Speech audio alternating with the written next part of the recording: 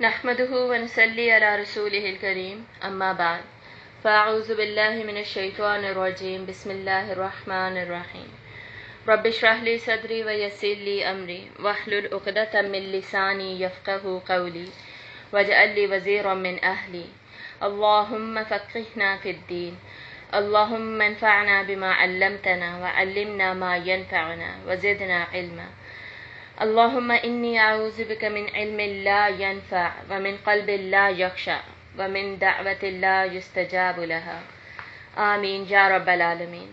آج ہم سورۃ المدثر کو اسٹڈی کریں گے۔ سورۃ المدثر کے بعد انشاءاللہ ہماری 3 صورتیں رہ جائیں گی بس اس پارے کی، اور یہ پارہ بھی انشاءاللہ مکمل ہو جائے گا۔ سورۃ المدثر اور سورۃ المزمل جو اس سے پہلے ہم نے پڑھی تھی، ان کا بہت زیادہ اسٹائل اور اس میں آیات کا جو سٹائل ہے وہ بھی ملتا جلتا ہے، ایون اس میں جو میسج ہے وہ بھی بہت زیادہ ملتا جلتا ہی ہے۔ اور آپ نے دیکھا ہوگا کہ ساری ہی صورتیں آلموسٹ ایک دوسرے سے کنیکٹڈ ہی تھی، سب میں ایک ہی طریقے سے میسج دیا جا رہا تھا۔ مکی صورتیں تھی ساری، سب میں ہی انذار کیا جا رہا ہے، یعنی وارننگ دی جا رہی ہے، قیامت کی سختی کا بیان ہے سب میں ہی۔ پھر ایمان کے بعد نماز پہ بہت زیادہ فوکس ہے، نماز پہ بات ہو رہی ہے۔ پچھلی تو پوری صورت ہی قیام اللیل پہ تھی، اور نماز کے ساتھ ساتھ پھر حقوق العباد کی بھی، بندوں کی بیسک نیڈز کی، کھانا کھلانے وغیرہ کی بھی جنرل بات ہے۔ تو یہی ٹاپک اس صورت میں بھی کنٹینیو ہوگا۔ ٹوٹل اس کی 56 آیات ہیں، دکھنے میں زیادہ لگتی ہیں لیکن بہت ہی چھوٹی چھوٹی آیات ہیں، اور ایک فلو میں یہ صورت چلے گی، اور سنس آیات چھوٹی ہیں تو یہ جلدی کور ہوگی، اور بہت ہی اس کو پڑھ کر نا مزہ آتا ہے، اچھا لگتا ہے اس صورت کو پڑھ کر۔ اس کے اندر جو فلو آف ٹاپکس ہے نا، کنورزیشن جس طرح اس صورت میں چل رہی ہوتی ہے، اور واقعات اس صورت میں آ رہے ہوتے ہیں، اور ان سے لیسنز اللہ تعالیٰ دے رہے ہوتے ہیں، ایک کے بعد ایک آیت میں بتایا جا رہا ہوتا ہے، تو بہت ہی خوبصورت انداز ہے اس صورت کا۔ اور اس کا موضوع اسی طرح کا ہوگا جیسا کہ پیچھے سورۃ المزمل میں ہم نے پڑھا تھا، کہ قرآن مجید کے ذریعے سے اللہ تعالیٰ آپ صلی اللہ علیہ وآلہ وسلم کو حکم دے رہے ہیں کہ انذار کے لیے اٹھ کھڑے ہوئیے، یعنی لوگوں کو وارننگ دینے کے لیے کھڑے ہو جائیے۔ کئی دفعہ میں نے بتایا کہ رسولوں کو براڈلی اسپیکنگ 2 رسپانسبلٹیز دی گئیں۔ ایک کیا ہے، ان کو مبشرہ و نذیرہ، مبشر کا رول بھی وہ پلے کریں گے اور نذیر کا رول بھی وہ پلے کریں گے، لیکن مبشر پر ہی سارے کے سارے لوگ بات مان نہیں جاتے۔ بیسکلی صرف خوشخبری دے دی جائے، اس پر جو ہوتے ہیں نا کٹر قسم کے لوگ، ایگوئسٹک، ایروگینٹ، تکبر والے لوگ، وہ لوگ بات نہیں مانتے۔ صرف اگر خوشخبریاں دی جائیں بہت زیادہ ایزی لینے لگ جاتے ہیں، نرمی کو بہت زیادہ پھر ایزی لیا جاتا ہے، اس لیے انذار پھر بہت زیادہ ضروری ہو جاتا ہے۔ تو حضرت نوح نے بھی جب علیہ السلام نے جب اپنی قوم سے بات کی تو پہلی ہی بات انہوں نے کیا کہی تھی، انذر، کہ میں خبردار کرنے کے لیے بھیجا گیا ہوں۔ پہلے خبردار کرنے کا ذکر پہلے کیوں آتا ہے، کیونکہ اسی میں بیسکلی اعمال کی درستگی ڈائریکٹلی اس کے ساتھ ریلیٹڈ ہوتی ہے۔ اب اس صورت کے آغاز میں ایک واقعہ بھی آتا ہے، وہ پہلے میں آپ کو سنا دیتی ہوں۔ نزول جو اس صورت کا ہوا تھا مکی دور میں ہوا، مکہ کے بالکل ابتدائی دور میں۔ کچھ علماء کے مطابق یہ صورت جو ہے یہ 4تھے نمبر پر نازل ہونے والی صورت ہے، اور کچھ علماء کے مطابق یہ 2 نمبر پر نازل ہونے والی صورت ہے۔ جو لوگ کہتے ہیں کہ یہ نازل ہوئی تھی 4تھے نمبر پر، ان کے مطابق کیا ہے، ان کے مطابق 2 نمبر پر تھی سورۃ القلم کی 7 آیتیں، اور 3 نمبر پر تھی سورۃ المزمل کی 10 آیتیں، 19 نہیں 10 آیتیں، ٹھیک ہے، لاسٹ ٹائم میں نے 19 کہہ دیا تھا، بلکہ 10 آیتوں کی بات ہو رہی تھی۔ اور اس کے بعد اس صورت کی آیات نازل ہوئیں، اس کی سٹارٹ کی آیات، ایک سیکنڈ رکیے گا، اس کوڈ کو سکین کر لوں۔ جی صحیح ہے، ہاں جی، یہ صورت نازل ہوئی، اور کچھ کے مطابق یہ 2 نمبر پر ہی نازل ہو گئی تھی۔ چاہے 2 نمبر پر ہوئی ہو، چاہے 4تھے نمبر پر ہوئی ہو، ان میں ہمیں واقعہ سیم ہی ملتا ہے، اور وہ واقعہ کیا ہے کہ فترۃ الوحی کا بیسکلی موقع آیا تھا۔ فترۃ الوحی کیا ہوتا ہے، فترۃ الوحی کا مطلب ہے کہ وحی، فتر کہتے ہیں ٹوٹنے کو، بریک آ جانے کو، تو ایک بریک کا موقع آیا تھا۔ پہلی وحی یا پہلی 3 وحی نازل ہونے کے بعد بریک آ گئی تھی، آلموسٹ 6 منتھس کی۔ تو وہ جو بریک آئی ہے اس میں آپ صلی اللہ علیہ وآلہ وسلم پھر پریشان رہتے کہ یہ جو ہوا تھا پہلے یہ کیا ہوا تھا، اور اس کے بعد پھر اب دوبارہ وہی کیوں نہیں نازل ہو رہی اگر وہ حقیقت تھی تو؟ ایک سیکنڈ، ہاں جی تو اسی کشمکش میں آپ صلی اللہ علیہ وسلم کے دن رات گزر رہے تھے۔ ایک مرتبہ آپ صلی اللہ علیہ وسلم غار حرا سے واپس آ رہے تھے تو رستے میں ہوا کیا کہ آپ صلی اللہ علیہ وآلہ وسلم نے حضرت جبرائیل علیہ السلام کو افق پر دیکھا، اور اس دیکھنے کی کیفیت کئی دفعہ میں نے بیان کی ہے۔ آپ صلی اللہ علیہ وآلہ وسلم نے افق پر حضرت جبرائیل علیہ السلام کو دیکھا، انہوں نے پر پھیلائے ہوئے تھے اور ان کے جو وہ پورے افق پر پھیلے ہوئے تھے۔ آپ صلی اللہ علیہ وسلم فرماتے ہیں مشرق سے مغرب تک ایک کندھے سے دوسرے کندھے تک کا فاصلہ تھا حضرت جبرائیل علیہ السلام کا، اور ان کے پروں سے موتی ٹپک رہے تھے اور سفید رنگ کے پر تھے اور 600 پر تھے۔ اتنے زیادہ پر حضرت جبرائیل علیہ السلام کے بتائے جاتے ہیں کیونکہ وہ فرشتوں کے سردار ہیں، بادشاہ ہیں، جبکہ سورۃ الصافات میں باقی فرشتوں کے بارے میں آتا ہے کہ ان کے 2 یا 3 پر ہوتے ہیں، ٹھیک ہے، تو ان کے اتنے زیادہ پر تھے۔ تو آپ صلی اللہ علیہ وسلم نے یہاں پر پہلی دفعہ حضرت جبرائیل علیہ السلام کو ان کی اصلی حالت میں دیکھا، اور اصلی حالت میں دیکھنے کے بعد پھر آپ صلی اللہ علیہ وآلہ وسلم نے پہلی دفعہ جب اصلی حالت میں دیکھا ڈیفینیٹلی پھر انسان گھبرانا ہی تھا، اور کیا ہونا تھا۔ تو آپ صلی اللہ علیہ وسلم گھبرا کر فوراً گھر پہنچے حضرت خدیجہ رضی اللہ تعالیٰ عنہ کے پاس اور فرمایا کہ میرے اوپر کمبل اوڑھا دو۔ تو آپ صلی اللہ علیہ وسلم نے پہلی وحی کے بعد بھی یہی فرمایا تھا، اب کوئی کنفیوز نہ کریں، اور دوسری وحی کے بعد، دوسری یا یہ چوتھی، اس کے بعد بھی فترۃ الوحی کے بعد، فترۃ الوحی جو پیریڈ بریک آیا اس کے بعد آپ سمجھیں یہ پہلی وحی تھی، تو اس میں بھی آپ صلی اللہ علیہ وسلم نے یہی فرمایا۔ تو آپ صلی اللہ علیہ وسلم پھر کمبل اوڑھ کر لیٹے ہوئے تھے جب حضرت جبرائیل علیہ السلام نے وہاں پر آ کر پھر دوبارہ وحی کا میسج دیا، اور وہ وحی کا میسج کیا تھا؟ وہ یہ آیات تھی، پہلی 7 آیات سورۃ المدثر کی پہلی 7 آیات وہاں پر نازل ہوئیں، اور وہ آیات کیا تھی؟ اب ہم پڑھنا اس کو سٹارٹ کرتے ہیں۔ اعوذ باللہ من الشیطان الرجیم، بسم اللہ الرحمن الرحیم۔ یا ایھا المدثر، اے کمبل میں لپٹ کر لیٹنے والے، قم فانذر، کھڑے ہو جائیے پھر انذار کیجئے، لوگوں کو خبردار کیجئے۔ مطلب یہ جو فا کے ساتھ دونوں میسیجز کو بریک کیا جا رہا ہے، حالانکہ چھوٹی سی آیت ہے لیکن جہاں پر 2 میسیجز بیسکلی دیے جا رہے ہیں، اور وہ 2 میسیجز کیا ہیں؟ ایک تو کھڑے ہو جائیے، لاسٹ سورت کی طرح ہی لاسٹ سورت میں بھی کیا تھا؟ یا ایھا المزمل قم اللیل الا قلیلا، کھڑے ہو جائیے راتوں کو مگر تھوڑا سا، ٹھیک ہے۔ تو یہاں پر کیا ہے؟ یہاں پر بھی کھڑے ہونے کا ہی حکم دیا جا رہا ہے، لیکن یہاں پر آپ سمجھیں کہ قیام النہار کی بات ہے، وہاں پہ قیام اللیل کی بات ہے، راتوں میں کھڑے ہونا، اور یہاں پر قیام النہار یعنی دن میں کھڑے ہونے کا ذکر ہے۔ اور آپ صلی اللہ علیہ وآلہ وسلم کھڑے ہونے کا کیا مطلب ہے؟ آپ صلی اللہ علیہ وسلم سے یہ کہا جا رہا ہے کہ اب آرام کو چھوڑنے کا وقت آ چکا ہے۔ پہلے آپ صلی اللہ علیہ وسلم کا زیادہ وقت غور و فکر میں غار حرا میں گزرتا تھا، بیٹھ کر گزرتا تھا، وہ سب وقت اب ختم ہو چکا، اب کھڑے ہونا پڑے گا، اور کھڑے ہو کر کرنا کیا ہوگا؟ انذار کرنا ہوگا۔ جیسے لاسٹ سورت میں میسج کیا تھا؟ انا سنلقی علیک قولا ثقیلا، یہ سارا قیام اللیل وغیرہ کرنے کے بھی لاسٹ سورت میں کیوں حکم دیا جا رہا تھا؟ کیونکہ آپ صلی اللہ علیہ وسلم پر ایک بھاری ذمہ داری ڈالی گئی تھی۔ اب وہی بھاری ذمہ داری کی جو بات ہے وہی اس صورت میں بھی کنٹینیو ہو رہی ہے، ٹھیک ہے۔ تو قم فانذر، کھڑے ہو جائیے، سارا کچھ یعنی اب جو پہلے روٹین چل رہی تھی وہ چھوڑ دیجئے اور انذار کو شروع کیجئے، لوگوں کو میسج دینا، یہ جو بھاری ذمہ داری آپ پر ڈال دی گئی ہے اس ذمہ داری کو آگے پھیلانا شروع کر دیجئے۔ ایک سیکنڈ رکیے پلیز۔ تو ہم پڑھے تھے قم فانذر، کھڑے ہو جائیے اور لوگوں کو خبردار کیجیے، یعنی جو بھاری ذمہ داری آپ صلی اللہ علیہ وآلہ وسلم پر ڈالی گئی ہے، وحی کا مقصد کیا ہوتا ہے؟ جب بھی وحی دی جاتی ہے اس کا پرپز ہوتا ہے کہ وہ آگے لوگوں تک پہنچائی جائے، اس کو اپنے تک روک کے تو رکھا ہی نہیں جا سکتا۔ تو یہ جو بھاری ذمہ داری آپ کو دے دی گئی ہے، اب اس پر کام کرنا شروع ہو جائے، اب ہم ویٹ نہیں کر سکتے کسی بھی چیز کا، کسی بھی بات کا۔ وَرَبَّكَ فَكَبِّرْ، اور اپنے رب کی پھر بڑائی بیان کیجیے۔ تو یہ جو آپ کا کام ہے، آپ پر بھاری ذمہ داری ہے، اس کو اگر کرکس اس کا ایکسپلین کرنا ہو، اس کو اگر ایک ہی سینٹینس میں بتانا ہو تو وہ کیا ہے کہ اپنے رب کی بڑائی بیان کیجئے، تکبیر کیجئے۔ اب جیسے ہی ہم بڑائی کے بارے میں سنتے ہیں یا تکبیر کے بارے میں سنتے ہیں تو پہلی بات جو ہمارے ذہن میں آتی ہے وہ کیا ہوتی ہے کہ اللہ اکبر کہہ دیجئے بس۔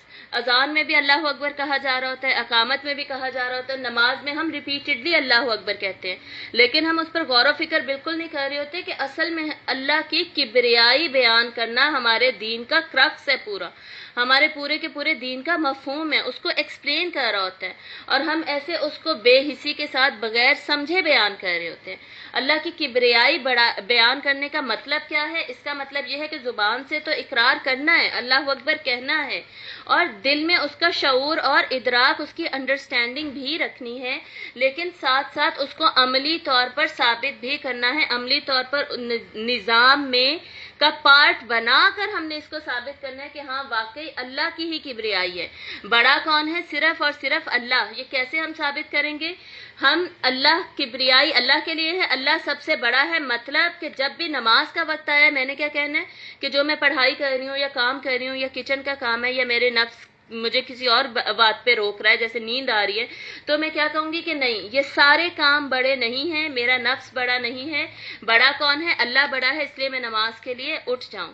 جو بھی ہم نے اللہ تعالیٰ کے احکامات پر عمل کرنا ہوگا اس میں سب سے پہلے جو رکاوٹ آئے گی نا وہ اسی سسٹم کے اندر سے آئے گی، یا ہمارے اپنے نفس کے اندر سے آئے گی یا ارد گرد کے لوگوں کی طرف سے آئے گی، اور ہمیں روکا جائے گا۔ تو جب بھی اللہ کے احکامات پر عمل کرنے سے روکا جائے گا یا ہم خود رکیں گے تو اس میں ہم نے خود کو ریمائنڈر کیا دینا ہے؟ ہم دن میں 5 نمازوں میں کئی بار پڑھ کے خود کو ریمائنڈر کیا دیتے ہیں؟ اللہ اکبر، کہ اللہ سب سے بڑا ہے، کبریائی اللہ کی ہی نافذ ہوگی، میں نے اپنی نہیں سننی، میں نے اپنی مرضی نہیں چلانی، میں نے لوگوں کی باتیں سن کر ڈیسیجنز نہیں لینے، لوگوں کے مطابق، رواج کے مطابق، تہذیب کے مطابق جو ٹرینڈز چل رہے ہیں، فیشن کو فالو کرنا اور اتنے فنکشنز رکھنا وغیرہ وغیرہ، میوزک سننا، موویز دیکھنا وغیرہ، جو لیٹسٹ دنیا میں چل رہا ہے، دنیا کی نہیں سننی، کیونکہ دنیا کا جو سسٹم ہے وہ بڑا نہیں ہے۔ سسٹم کس کا بڑا ہے؟ اللہ کا بڑا ہے۔ تو جب اللہ کا سسٹم بڑا ہے تو نافذ کس کا سسٹم ہوگا؟ دین کس کا ہوگا؟ اللہ کا ہی دین نافذ ہوگا۔ بات کس کی مانی جائے گی؟ بڑے کی بات مانی جائے گی، جو سب سے بڑا ہے، تو صرف اللہ کی بات مانی جائے گی۔ تو یہ اللہ کی کبریائی جو ہم بیان کرتے ہیں نا اللہ اکبر کہہ کے، اس کا بیسکلی مقصد یہ ہوتا ہے کہ ہم اللہ تعالیٰ کی کبریائی کو، اللہ تعالیٰ کے نظام دین کو، اللہ تعالیٰ کے احکامات کو دنیا کے تمام احکامات پر، دنیا کے تمام سسٹمز کے اوپر رکھیں اور ان پر پھر عمل کریں، اور ان کو الٹیمیٹلی امپلیمنٹیشن اس کی ہو کر دکھائی جائے، کر کے دکھائی جائے، ٹھیک ہے؟ پوری کی پوری زمین میں صرف اور صرف اللہ کی ہی بڑائی تسلیم کی جائے گی، جیسے آسمانوں میں اللہ کی بڑائی تسلیم کی جاتی ہے۔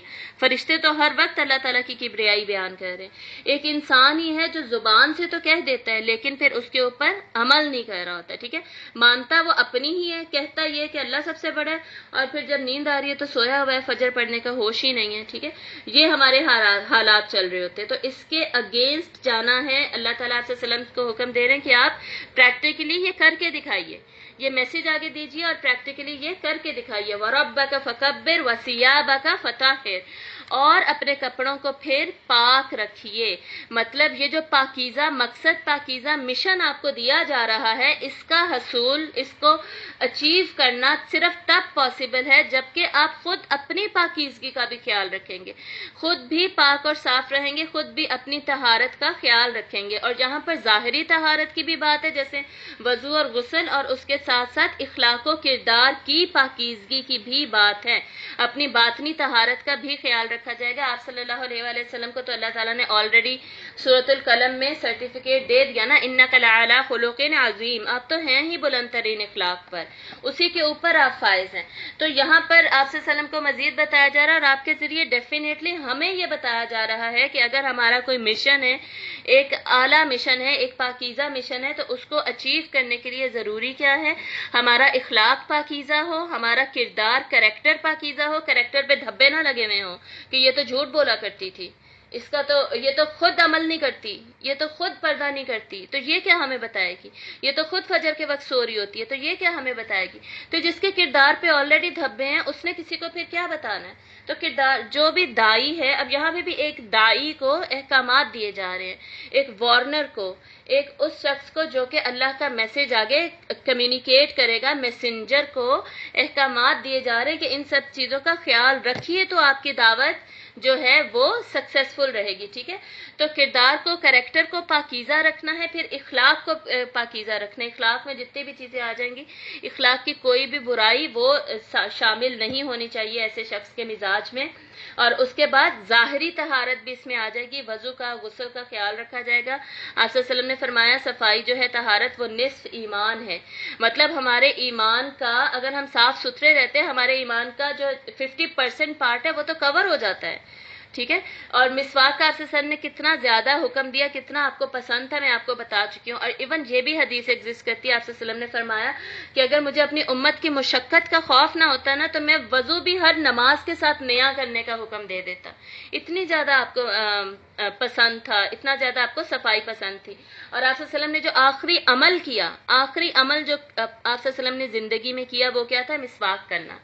تو صفائی کا آپ صلی اللہ علیہ وسلم اتنا زیادہ خیال رکھتے تھے، اللہ نے اتنا زیادہ حکم دیا ہے، اور اللہ تعالیٰ قرآن میں فرماتے ہیں ان اللہ یحب المتطہرین، بے شک اللہ تعالیٰ طہارت رکھنے والوں کو بہت زیادہ محبوب رکھتا ہے، پسند کرتا ہے۔ مسجد قباء کے جو لوگ تھے ان لوگوں کی اللہ تعالیٰ نے صرف اس وجہ سے تعریف کی قرآن مجید میں کہ وہ لوگ بہت زیادہ طہارت رکھنے والے ہیں، طہارت کا خیال رکھنے والے ہیں، اپنے آپ کو پاک، صاف صفائی کا، ظاہری صفائی کا بہت زیادہ خیال رکھنے والے ہیں۔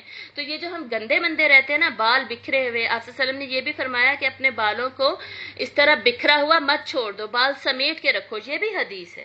اور اپنے کپڑوں وغیرہ کے اوپر، لباس کے اوپر تو اتنی زیادہ احادیث ہے، اور میں نے ایک دو کلاسز میں آپ کو بتائی بھی تھی۔ تو بیسکلی کیا ہے کہ جو ہم یہ جو گندے مندے رہتے ہیں، بال بکھرے ہوئے ہیں، شرٹ کوئی اور پہنی ہوئی ہے، ساتھ ٹراؤزر کوئی اور پہنے ہوئے ہیں، یہ جو ہمارے حالات ہیں، پاؤں ہمارے ایڑیاں پھٹی ہوئی ہیں، پاؤں میلے ہوئے ہیں، یہ جو سارے، اور بچے ہمارے گندے بندے پھیرے، ہمیں ہوش ہی نہیں ہے، یہ بالکل اسلام کے میسج کے ٹوٹلی اگینسٹ ہے۔ ہم سمجھتے ہی نہیں ہیں اس کو، ہم اس کو اہمیت ہی نہیں دیتے، ہم اس کو اتنا ایزی لے رہے ہوتے کہ جیسے یہ تو کوئی اسلام کا حکم ہی نہیں ہے، یا جیسے یہ تو فرض ہی نہیں ہے، تو یہ کرنے کی کیا ضرورت ہے؟ حالانکہ اپنے منہ کی صفائی، اندر کی صفائی ساری، اور اپنے باہر کی بھی صفائی ساری، اور پھر اپنے اخلاق و کردار کی بھی صفائی، یہ اتنی زیادہ امپورٹنٹ ہے کہ جو شروع میں آپ صلی اللہ علیہ وآلہ وسلم کو احکامات دیے گئے ان میں یہ شامل ہے۔ اور اس کو چھوڑ کر ہم یہ سمجھیں کہ ہماری زندگی کامیاب ہو جائے گی یا ہم اپنے مشن کو اکمپلش کرنے میں کامیاب ہو جائیں گے، تو دیٹ از ناٹ پاسبل، ٹھیک ہے؟ اس پہ کام کرنا پڑے گا۔ وَالرُّجْزَ فَاهْجُرْ، اور ہر قسم کی گندگی سے دور رہیے۔ یہاں پر ہر قسم کی گندگی سے کیا مراد ہے؟ یہاں پر بھی دونوں گندگیاں موجود ہیں، مراد ہیں۔ ایک تو یہ رجس جو ہے نا، یہ سورۃ التوبہ میں شرک کو بھی کہا گیا ہے۔ تو جو شرک کی گندگی آپ کے معاشرے میں پھیلی ہوئی ہے، شرک کی نجاست پھیلی ہوئی ہے، اس سے دور رہیے، ٹھیک ہے؟ اس کے علاوہ باقی بھی جتنی بھی باطنی گندگیاں ہیں، جیسے بت وغیرہ ہے، یا اس کے علاوہ مشرکانہ پریکٹسز جتنی معاشرے میں پھیلی ہوئی ہیں، غلط روایات ہیں، تہذیب و تمدن میں جو غلط چیزیں آ جاتی ہیں، یہ ہماری بھی جو فنکشنز وغیرہ وغیرہ، یہ سارا کچھ، بے حیائی، فحاشی، یہ سارا کچھ جو غلط آ چکا ہے، یہ سب گندگی ہے۔ اس سب سے کیا کرنا ہے؟ دور رہنا ہے۔ تو جو چاہتا ہے کہ وہ اپنے مشن میں سکسیسفل ہو، یہاں مشن کون سا ہے؟ اقامت دین کا، اپنے دین کے میسج کو آگے پہنچانے کا، اس کو میں بار بار مشن کہہ رہی ہوں۔ تو جو چاہتا ہے کہ وہ اس پر کام کر سکے، یا وہ ایون اپنا بھی تزکیہ کر سکے، اپنے آپ کو عملاً تبدیل کرنا چاہے، پھر لوگوں کو میسج دینا چاہے، تو اس سب کے لیے یہ احکامات بہت زیادہ ضروری ہیں۔ تو وہ ہر طرح کی گندگی سے دور رہے گا، چاہے وہ ظاہری ہے، چاہے وہ باطنی ہے۔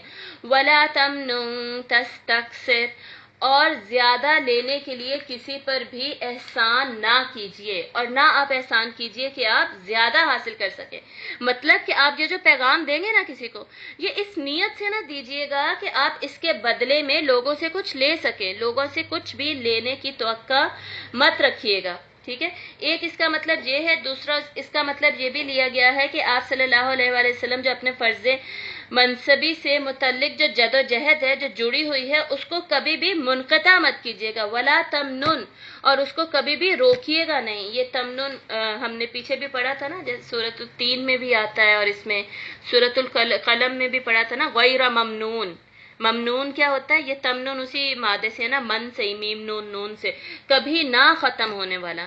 فَلَهُمْ أَجْرٌ غَيْرَ مَمْنُونَ، یہ ہم سورۃ التین میں پڑھتے ہیں نا، پھر سورہ عبسہ میں بھی آتا ہے لَهُمْ أَجْرٌ غَيْرُ مَمْنُونَ، کہ آپ کے لیے اجر ہے کبھی نہ ختم ہونے والا۔ سورۃ القلم میں بھی کچھ اسی طرح کے الفاظ ہیں، تو اس کا مطلب کبھی نہ ختم ہونا بھی اس کا مطلب ہوتا ہے، تو ولا تمنن، اور نہ آپ ختم کیجئے اس جد و جہد کو، یہ بھی اس کا مطلب لیا گیا ہے۔ اور من، میم نون نون، من احسان کو بھی عربی میں کہتے ہیں، تو اس کا یہ بھی مطلب لیا گیا کہ اور نہ آپ احسان کیجئے کہ آپ زیادہ حاصل کر سکیں، یعنی لوگوں پر یہ جو آپ کا احسان ہے آگے پیغام پہنچانے کا، یہ اس مقصد سے نہ کیجئے گا کہ اس کا بدلہ آپ لوگوں سے لیں، بلکہ اللہ سے بدلے کی توقع رکھیے گا۔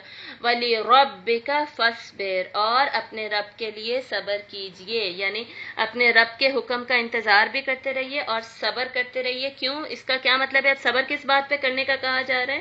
کہ یہ جو کام ابھی آپ کو کرنے کا کہا ہے نا، وَرَبَّكَ فَكَبِّرْ، اپنے رب کی بڑائی بیان کیجئے، پھر اس کے لیے پاکیزگی اختیار کیجئے، پھر ہر طرح کی طہارت کا خیال رکھیے، اور پھر ان سے کچھ لیجئے گا نہیں۔ تو جب یہ کام کیا جائے گا تو الٹیمیٹلی یہ ہوگا ہی ہوگا کہ لوگوں کی مخالفت فیس کرنی پڑے، لوگ سامنے سے مخالفت کرنے کے لیے ضرور ہی آئیں گے، ٹھیک ہے؟ تو جب لوگوں کی مخالفت کو فیس کرنے پڑے گا تو کیا کیجئے؟ وَلِرَبِّكَ فَاصْبِرْ، تو اپنے رب کے لیے پھر صبر کیجئے، ٹھیک ہے؟ یا پھر اپنے رب کے حکم کا انتظار کرتے رہیے کہ آگے کیا کرنا ہے، مطلب ریئیکٹ نہ کیجئے، ان کو کوئی بھی کسی بھی قسم کا نیگیٹو رسپانس مت دیجئے، بلکہ صرف اللہ کے وحی کا انتظار کیجئے، اور جو حکم آپ کو لیے آئے گا اس پر آپ عمل کرتے جائیے۔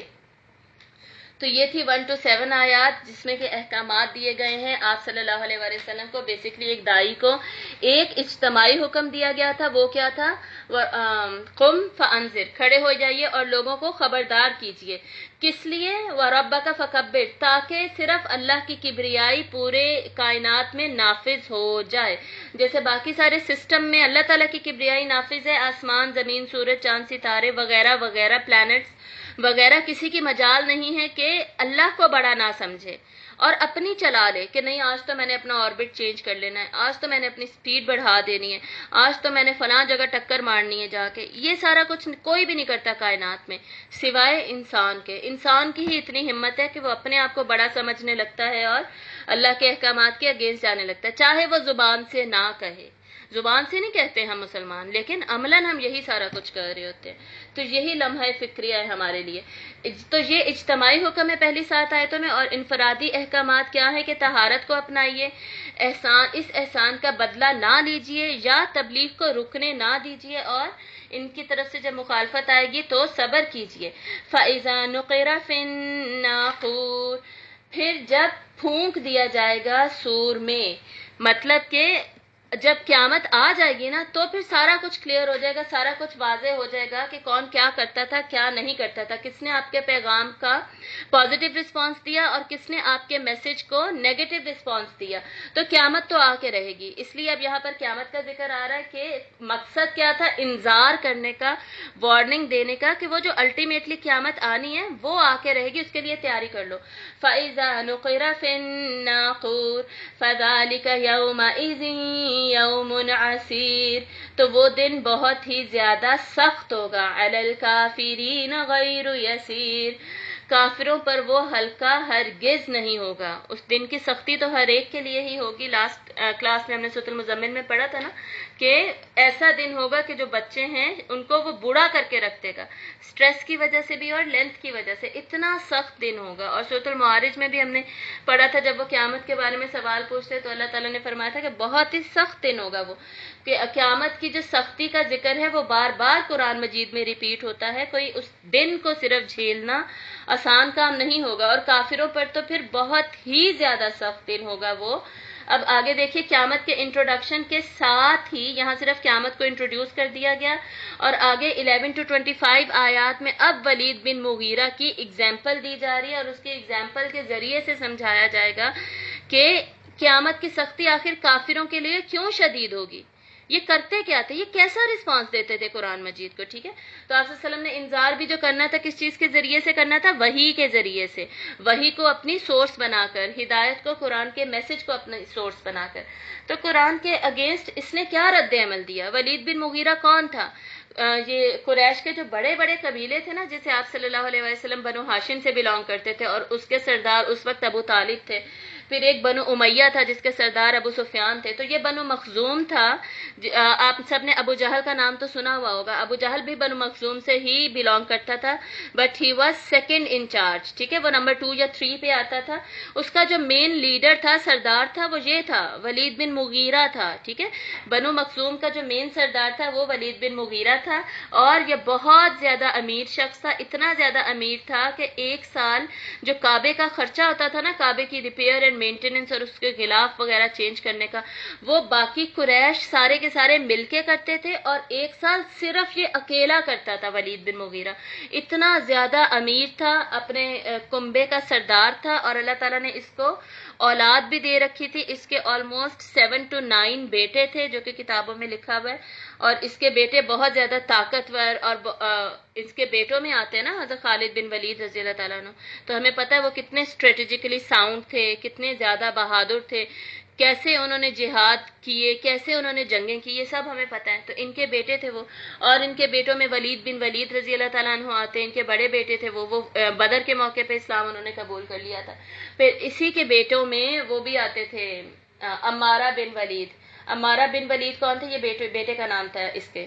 اور یہ وہ شخص تھا، اس نے پتہ نہیں اسلام قبول کیا کہ نہیں، لیکن یہ وہ شخص تھا کہ جب آپ صلی اللہ علیہ وسلم نے شروع میں جب دعوت دے رہے تھے تو قریش کے لوگ جمع ہو کر آئے تھے نا کہ آپ ایسے کریں. ابو طالب کے پاس آئے اور یہ پیشکش کی کہ ایسے کریں، آپ اپنے اس بیٹے کو محمد صلی اللہ علیہ وسلم کو ہمارے حوالے کر دیجئے، اور ہم آپ کو اس کے بدلے میں یہ اپنا بیٹا عمارہ بن ولید دیں گے. ٹھیک ہے، تو ابو طالب نے اس پر ان کو ڈانٹ دیا تھا کہ بھئی تم لوگ مجھے بیوقوف سمجھتے ہو کہ میں اپنا بیٹا تمہیں دے دوں تاکہ تم لوگ اس کے ساتھ برا سلوک کرو، اور میں تمہارا بیٹا لے لوں تاکہ میں اس کو کھلاؤں پلاؤں اور میں اس کے ساتھ اچھا سلوک کروں، یہ تم لوگ چاہتے ہو، بیوقوف سمجھا ہوا ہے مجھے. تو یہ کہہ کے ابو طالب نے ان کی پیشکش مسترد کر دی تھی. ٹھیک ہے، تو یہ وہ شخص ہے جس کے یہ والے بیٹے تھے، اور ایسے ایسے بیٹے اللہ نے اس کو دیے. تو اب اس کا واقعہ اللہ تعالیٰ سنانے لگے ہیں کہ جب اس کو پیغام دیا گیا، آپ صلی اللہ علیہ وسلم شروع میں قریش کے سرداروں سے ملاقات فرمایا کرتے تھے کہ ان کو کنونس کر لیں. کیوں؟ کیونکہ جب سردار کنونس ہوتا ہے تو پورا کا پورا اس کا جو قبیلہ ہوگا، اس کا ٹرائب ہوگا، اس میں جتنے لوگ آتے ہیں سینکڑوں میں یا ہزاروں میں، وہ سب کنورٹ ہو جائیں گے. وہ ساروں کو بات ماننی پڑے گی. انفلوئنشل پرسنالٹیز جب چینج ہوتی ہیں تو ان کا انفلوئنس آگے جاتا ہے. ٹھیک ہے، تو اس وجہ سے آپ صلی اللہ علیہ وسلم ایک مرتبہ یہ آپ صلی اللہ علیہ وسلم سے ملنے کے لیے آیا، تو آپ صلی اللہ علیہ وسلم سے اس نے بات چیت کی کہ آپ کیوں یہ میسج دے رہے ہیں، آپ لوگوں کو الگ کر رہے ہیں، آپ ہماری روایات سے، تہذیب سے، ہمارے آباء و اجداد کے جو طریقے تھے ان سے ہٹا رہے ہیں، آپ ایسا کیوں کر رہے ہیں، وغیرہ وغیرہ. اکثر آپ صلی اللہ علیہ وسلم بھی ان کے پاس جاتے تھے اور کبھی یہ بھی آپ کے پاس آتے تھے. تو آپ صلی اللہ علیہ وسلم نے اس کے رسپانس میں سورہ غافر کی آیات کی تلاوت شروع کی. سورہ غافر کی جو شروع کی آیات ہیں بہت ہی خوبصورت ہے، مکی صورت ہے یہ بھی، اور اس میں بیسکلی اللہ تعالیٰ کی تعریف بیان کی گئی ہے، اللہ تعالیٰ کی معرفت ہے، اللہ کا بہت ہی خوبصورت انٹروڈکشن ہے سورہ غافر میں. ٹھیک ہے، تو وہ آپ صلی اللہ علیہ وسلم نے سورہ غافر کی تلاوت سٹارٹ کی تو فرمائی، تو پھر اس پر ولید بن مغیرہ سنتا گیا. اور قرآن مجید کو جو شروع کی صورتیں تھی آپ کو پتہ ہے ان کا سٹائل ہی ایسا تھا کہ وہ دل پر لگتی تھیں. یہ لوگ ادب کے ماہر تھے. یہ جو ولید بن مغیرہ بہت بڑا شاعر تھا. اس کا سورہ زخرف میں بھی ذکر آتا ہے. سورہ زخرف میں جب اللہ تعالیٰ کہتے ہیں نا کہ قریش کے لوگ کہا کرتے تھے کہ بھئی جب قرآن نے نازل ہی ہونا تھا تو عرب کے ان 2 لوگوں پہ کیوں نہیں نازل ہوا، ایک مکہ والا اور یہ طائف والا. ایک طائف کے سردار کا وہ کہا کرتے تھے الثقفی کوئی تھا، اور ایک مکہ کے سردار کا جس کا وہ کہتے تھے وہ یہ تھا ولید بن مغیرہ، کہ اس پہ کیوں نہیں نازل ہوا، یہ اتنا معتبر اور اتنا عزت والا اور اتنا بلند مقام والا اتنا امیر شخص، اس پہ نازل ہونا چاہیے تھا. ٹھیک ہے، یہ وہ شخص ہے. تو اب اس پہ اثر تو بہت زیادہ ہوا قرآن مجید کا، متاثر ہو گیا، اور اس کو سمجھ ہی نہیں آئی کہ یہ اتنی حلاوت والا اتنا خوبصورت کلام یہ دل کو جا کے لگا ہے. اور ان کو تو عربی آتی تھی، اور کیا فصیح و بلیغ کلام ہے قرآن مجید کا کہ وہ عربی دان، اور اتنی عربی کو وہ لوگ ایڈوانس لیول پر لے جا چکے تھے، اس میں ترقی کر چکے تھے اپنی زبان میں اتنی زیادہ.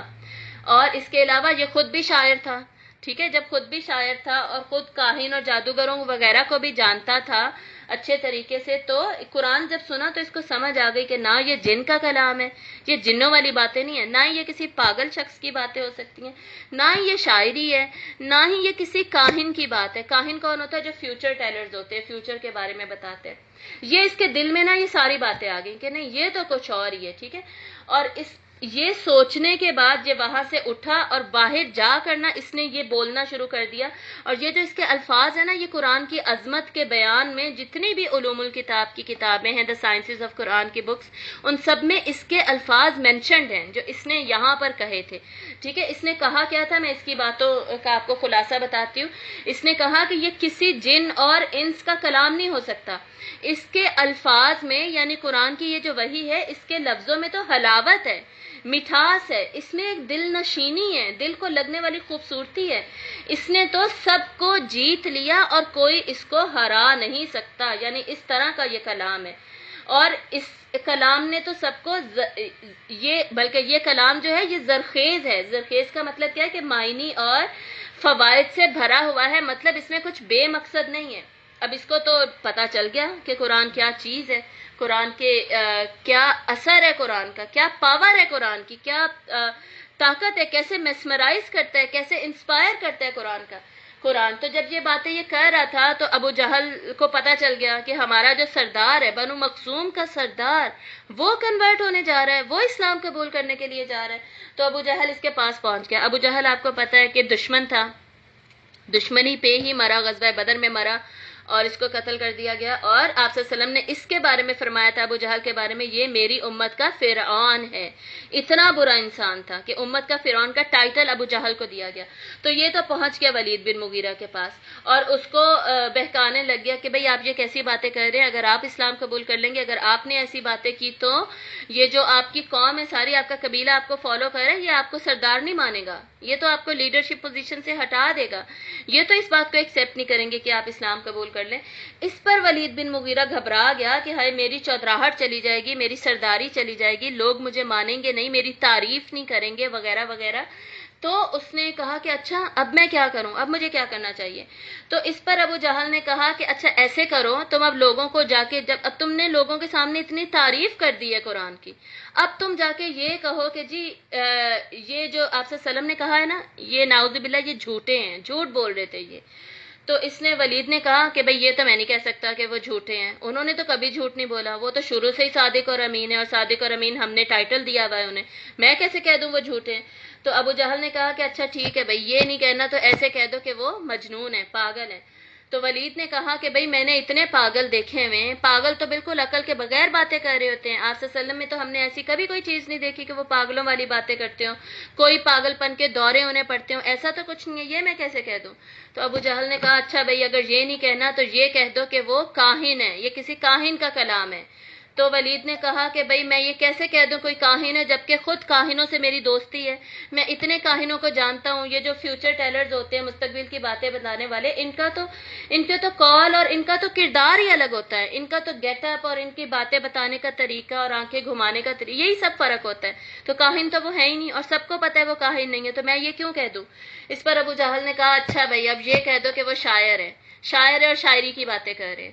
تو اس پر ولید نے کہا کہ بھئی سب سے بڑا شاعر تو میں ہوں، میں خود اتنا بڑا شاعر ہوں، میں کیسے مان لوں کہ وہ شاعری کر رہا ہے، وہ اتنی اعلیٰ عمدہ شاعری کر رہا ہے، میں تو یہ نہیں مانوں گا. تو اس پر ابو جہل نے کہا کہ اچھا بھائی ٹھیک ہے، جو تم نے کرنا ہے جیسے کرنا ہے تم سوچ لو.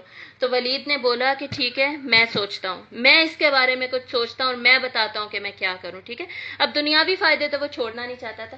اب اپنے کمرے میں موجود اکیلا وہ سوچ بچار کر رہا ہے، اور اس کے جو سوچنے کی پوری کیفیت ہے، اس کے اندر جو ساری باتیں چل رہی تھی اپنے آپ سے جو وہ کہہ رہا تھا، اس سارے کا نقشہ اللہ تعالیٰ نے اب ان آیات میں کھینچا ہے. ٹھیک ہے، یہ قرآن مجید کا بیسکلی وہ مقام ہے، ایسا فصیح و بلیغ، ایسا خوبصورت مقام ہے جہاں پر کہ ایسی بہترین منظر کشی کی گئی ہے، اور منظر کشی بھی وہ کہ جو ہمیں تو پتہ ہی نہ چلتا. ہم کسی انسان کو دیکھیں ہمیں اس کے اندر کے حالات نہیں پتہ چل سکتے، لیکن اللہ تعالیٰ نے اس کے اندر کے حالات، اس کی سوچ کو کنیکٹ کر کے، اس کے چہرے پہ جو ایکسپریشنز آ رہے تھے اس کے ساتھ کنیکٹ کر کے اللہ تعالیٰ نے ان آیات میں بتا دیا. ٹھیک ہے، جو کبھی ہمیں نہ پتہ چلتا، اور کبھی کسی اور کو مکہ میں بھی اس وقت نہ پتہ چلتا، لیکن اللہ تعالیٰ نے اس کے اکیلے کی کیا کیفیت تھی، اس کی اندرونی کیفیت، پھر اس کی ظاہری کیفیت، اس نے کہا کیا، یہ اللہ نے سب ان آیات میں کھول کے رکھ دیا. اب یہ ہم آیتیں شروع کر رہے ہیں، ان کو دیکھیے. اب اللہ تعالیٰ سٹارٹ کہاں سے کر رہے ہیں؟ اس پر غصے کے اظہار سے سٹارٹ کر رہے ہیں. دیکھیے اس کو، ذرنی ومن خلقت وحیدا، چھوڑ دیجئے مجھے اور اس کو جس کو کہ میں نے پیدا کیا، وحیدہ بالکل اکیلا، وحیدہ واحد سے ہے. ٹھیک ہے، یعنی بالکل اکیلا پیدا کیا، اکلوتا شاید بیٹا تھا یہ اپنے والدین کا. اور اکیلے سے مطلب یہ بھی ہے کہ اکیلا امیر ترین انسان تھا، یہ اکیلا سردار تھا یہ بنو مخزوم کا، اور یہ وحید کے نام سے مشہور بھی تھا، اس کا ٹائٹل بھی تھا یہ وحید، کیونکہ میں نے آپ کو بتایا نا کعبے کا ایک سال میں سارا خرچہ یہ اکیلا اٹھاتا تھا. تو اس کے اکیلے اتنے پاورفل ہونے کی وجہ سے اس کو اب اللہ تعالیٰ اس کے نام کو ایز اے ٹونٹ استعمال کر رہے ہیں، اس کو تانا دے رہے ہیں کہ مجھے چھوڑ دو. مجھے چھوڑ دو کا کیا مطلب ہے؟ ذرنی، یہ ہم سورۃ القلم میں بھی ہم نے پڑھا، سورۃ المعارج میں بھی ہم نے پڑھا ذرنی کا کیا مطلب ہوتا ہے، اور سورۃ المزمل میں بھی پڑھا تھا نا، فذرنی والمکذبین اولی النعمۃ. ذرنی یعنی اس کا معاملہ، اس شخص کا معاملہ مجھ پہ صرف چھوڑ دو، اس کو تو اب میں ڈیل کروں گا. یہ اللہ تعالیٰ کہہ رہے ہیں، اس کو مجھے اور ومن خلقت وحیدا، اور اس وحیدے کو میرے اوپر چھوڑ دو. وجعلت له مالا ممدودا، اور اسے میں نے بہت سارا مال دیا پھیلا ہوا، اتنا زیادہ میں نے اسے مال دیا. یہ جب پیدا ہوا تھا اکیلا تھا، بچہ تھا، کچھ بھی نہیں تھا اس کے پاس، اور میں نے اتنا زیادہ مال دیا اس کو.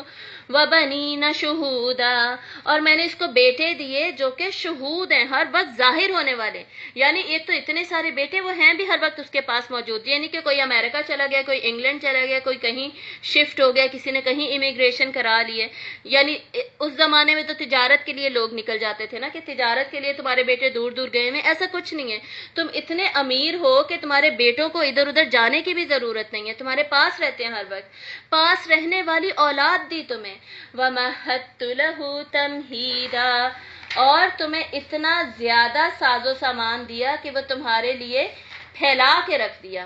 اور پھیلایا میں نے اس کے لیے خوب، پھیلانا مطلب اتنا زیادہ خوب ساز و سامان دیا.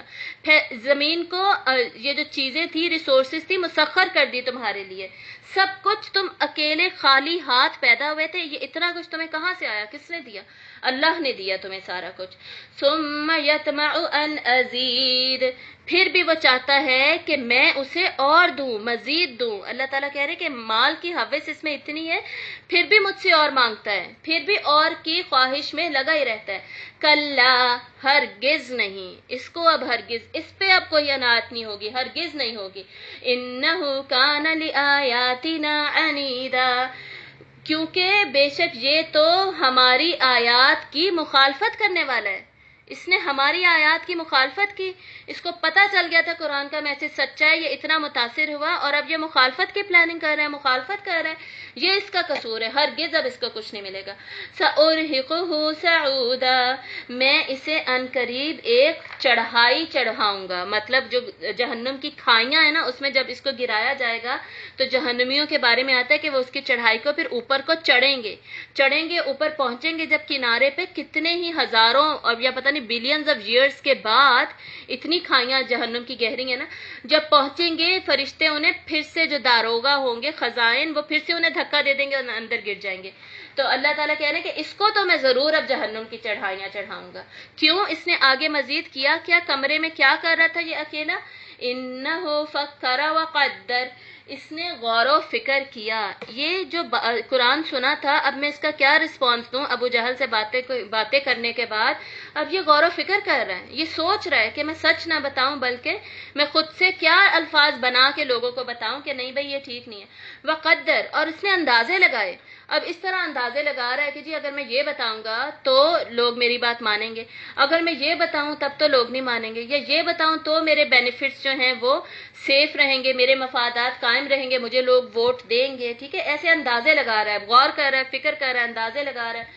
فَقُتِلَ كَيْفَ قَدَّرَ، تو یہ ہلاک ہو. کیسے اندازے لگائے اس نے؟ یعنی اللہ تعالیٰ کہہ رہے ہیں کہ بس اس نے یہ جو اندازے لگائے ہیں نا، جو اس نے کام کیا ہے، ہلاکت ہے اس کے لیے، نقصان ہے اس کا، تباہ ہو جائے، برباد ہو جائے. اس نے یہ کیا بھی کیسے؟ ثم قتل کیف قدر، پھر سے ہلاک ہو جائے، پھر سے ہلاکت ہے اس کے لیے. آخر اس نے یہ کام کیا کیسے؟ اس نے یہ غلط اندازے لگائے کیسے؟ اس نے قرآن کے بارے میں یہ سب غلط سوچا کیسے؟ ثم نظر، پھر اس نے دیکھا. مطلب کہ تھوڑی دیر تو وہ سوچتا رہا نا، سوچنے کے بعد پھر اس نے گہری سوچ میں، جیسے انسان دیکھ رہا ہوتا ہے، وہ گہری سوچ میں دیکھ رہا ہے. ثم عبس وبصر، پھر اس نے تیوری چڑھائی، ابسا، اور پھر اس نے منہ بسورا. تیوری چڑھانا کیا ہوتا ہے؟ ماتھے پہ بل ڈال کے ماتھے کو نیچے کر کے، جیسے ہم گہرا سوچ رہے ہوتے ہیں ایسے. اور بصر، اس نے منہ بسورا، منہ کو ٹیڑھا میڑھا کیا. ثم ادبر واستکبر، پھر اس نے پیٹھ پھیری، یعنی پھر وہ مڑا. اب اس نے سوچ لیا کہ میں نے کیا کہنا ہے، ڈیسیجن لے لیا، پھر وہ مڑا پیچھے کو. واستکبر، اور اس نے کیا کیا؟ تکبر کیا. تو اللہ تعالیٰ کہہ رہے ہیں کہ اتنا سارا سوچنے کے بعد اس نے الٹیمیٹلی دل میں تکبر کیا. تکبر کیا ہوتا ہے؟ میں نے پہلے بھی بتایا تھا، حق کو جھٹلا دینا اس تکبر. کیوں؟ تکبر میں کسی نہ کسی کو حقیر سمجھنا اور خود کو بڑا سمجھنا ضروری ہے. تو یہ جو حق کو جھٹلا رہا ہے، جھٹلانے کی پلاننگ کر رہا ہے، یہ حق کو حقیر سمجھتے ہوئے اور خود کو، اپنی بات کو، اپنی مرضی کو، اپنی شاعری کو بڑا سمجھتے ہوئے کر رہا ہے. ٹھیک ہے؟ تو کبریائی بیان کس کی ہونی تھی؟ صرف اور صرف اللہ کی ہونی تھی، ہونی ہے، اور ہمیشہ ہو کر رہے گی. لیکن اس نے کیا کیا؟ اللہ کے کلام کو حقیر جانتے ہوئے نعوذ باللہ ریجیکٹ کیا، خود کو بڑا سمجھا، تکبر کیا. اور اب کہا کیا؟ جواب کیا دیا؟ فقال ان ھذا الا سحر یؤثر، پھر اس نے کہا کہ یہ تو بس ایک جادو ہے جو پہلے سے چلا آ رہا ہے. یہ وہ جادو ہے جو شروع سے لوگ یعنی ایک تجربہ کار انسان کا جادو ہے. اتنا ایکسپیرینسڈ یہ جادو ہے کہ مجھے پتہ ہی نہیں چلا کہ مجھ پہ جادو ہو گیا ہے. یہ ایسے جادوگروں والی باتیں کہہ رہے تھے. اب ہمیں بھی پتہ ہے جب ہمیں کوئی بات سمجھ نہیں آتی نا کہ یہ کیا ہو رہا ہے، کیسے ہو رہا ہے، ہم کیا سوچتے ہیں؟ اچھا یہ جادو ہے. جادوگروں کی باتیں وہ ہوتی ہیں جو بیسیکلی سمجھ میں آنے والی نہیں ہوتی. تو جو چیز سمجھ نہیں آ رہی اس کو ریجیکٹ کرنے کا آسان ترین طریقہ کیا ہے؟ کہہ دو یہ جادو ہے. اور یہ کیا کہہ رہا ہے کہ یہ تو شروع سے چلا آتا ہوا جادو، مطلب ایسا تجربے والا، ایکسپیرینس سے سیکھا ہوا جادو ہے، اتنا مؤثر کن جادو ہے. یہ کوئی عام جادو ہے نہیں ہے، یہ جادو، لیکن کوئی عام والا جادو نہیں ہے. یہ تو کوئی خاص قسم کا جادو ہے جو اس نے کیا ہے. ان ھذا الا قول البشر، نہیں ہے یہ مگر کسی انسان کا کلام. یعنی اس کو، یہ کسی اور کا کلام نہیں ہے، جادو ہے اور اس انسان کا ہی ہے. یہ آپ صلی اللہ علیہ وسلم نے خود ہی یہ باتیں بنائی ہیں، اور آپ صلی اللہ علیہ وسلم نے خود ہی اس کو ایسا سٹرونگ کیا ہے کہ یہ جادو جیسا اثر ہو جاتا ہے اس کا. یہ اصل میں اس کا چکر ہے.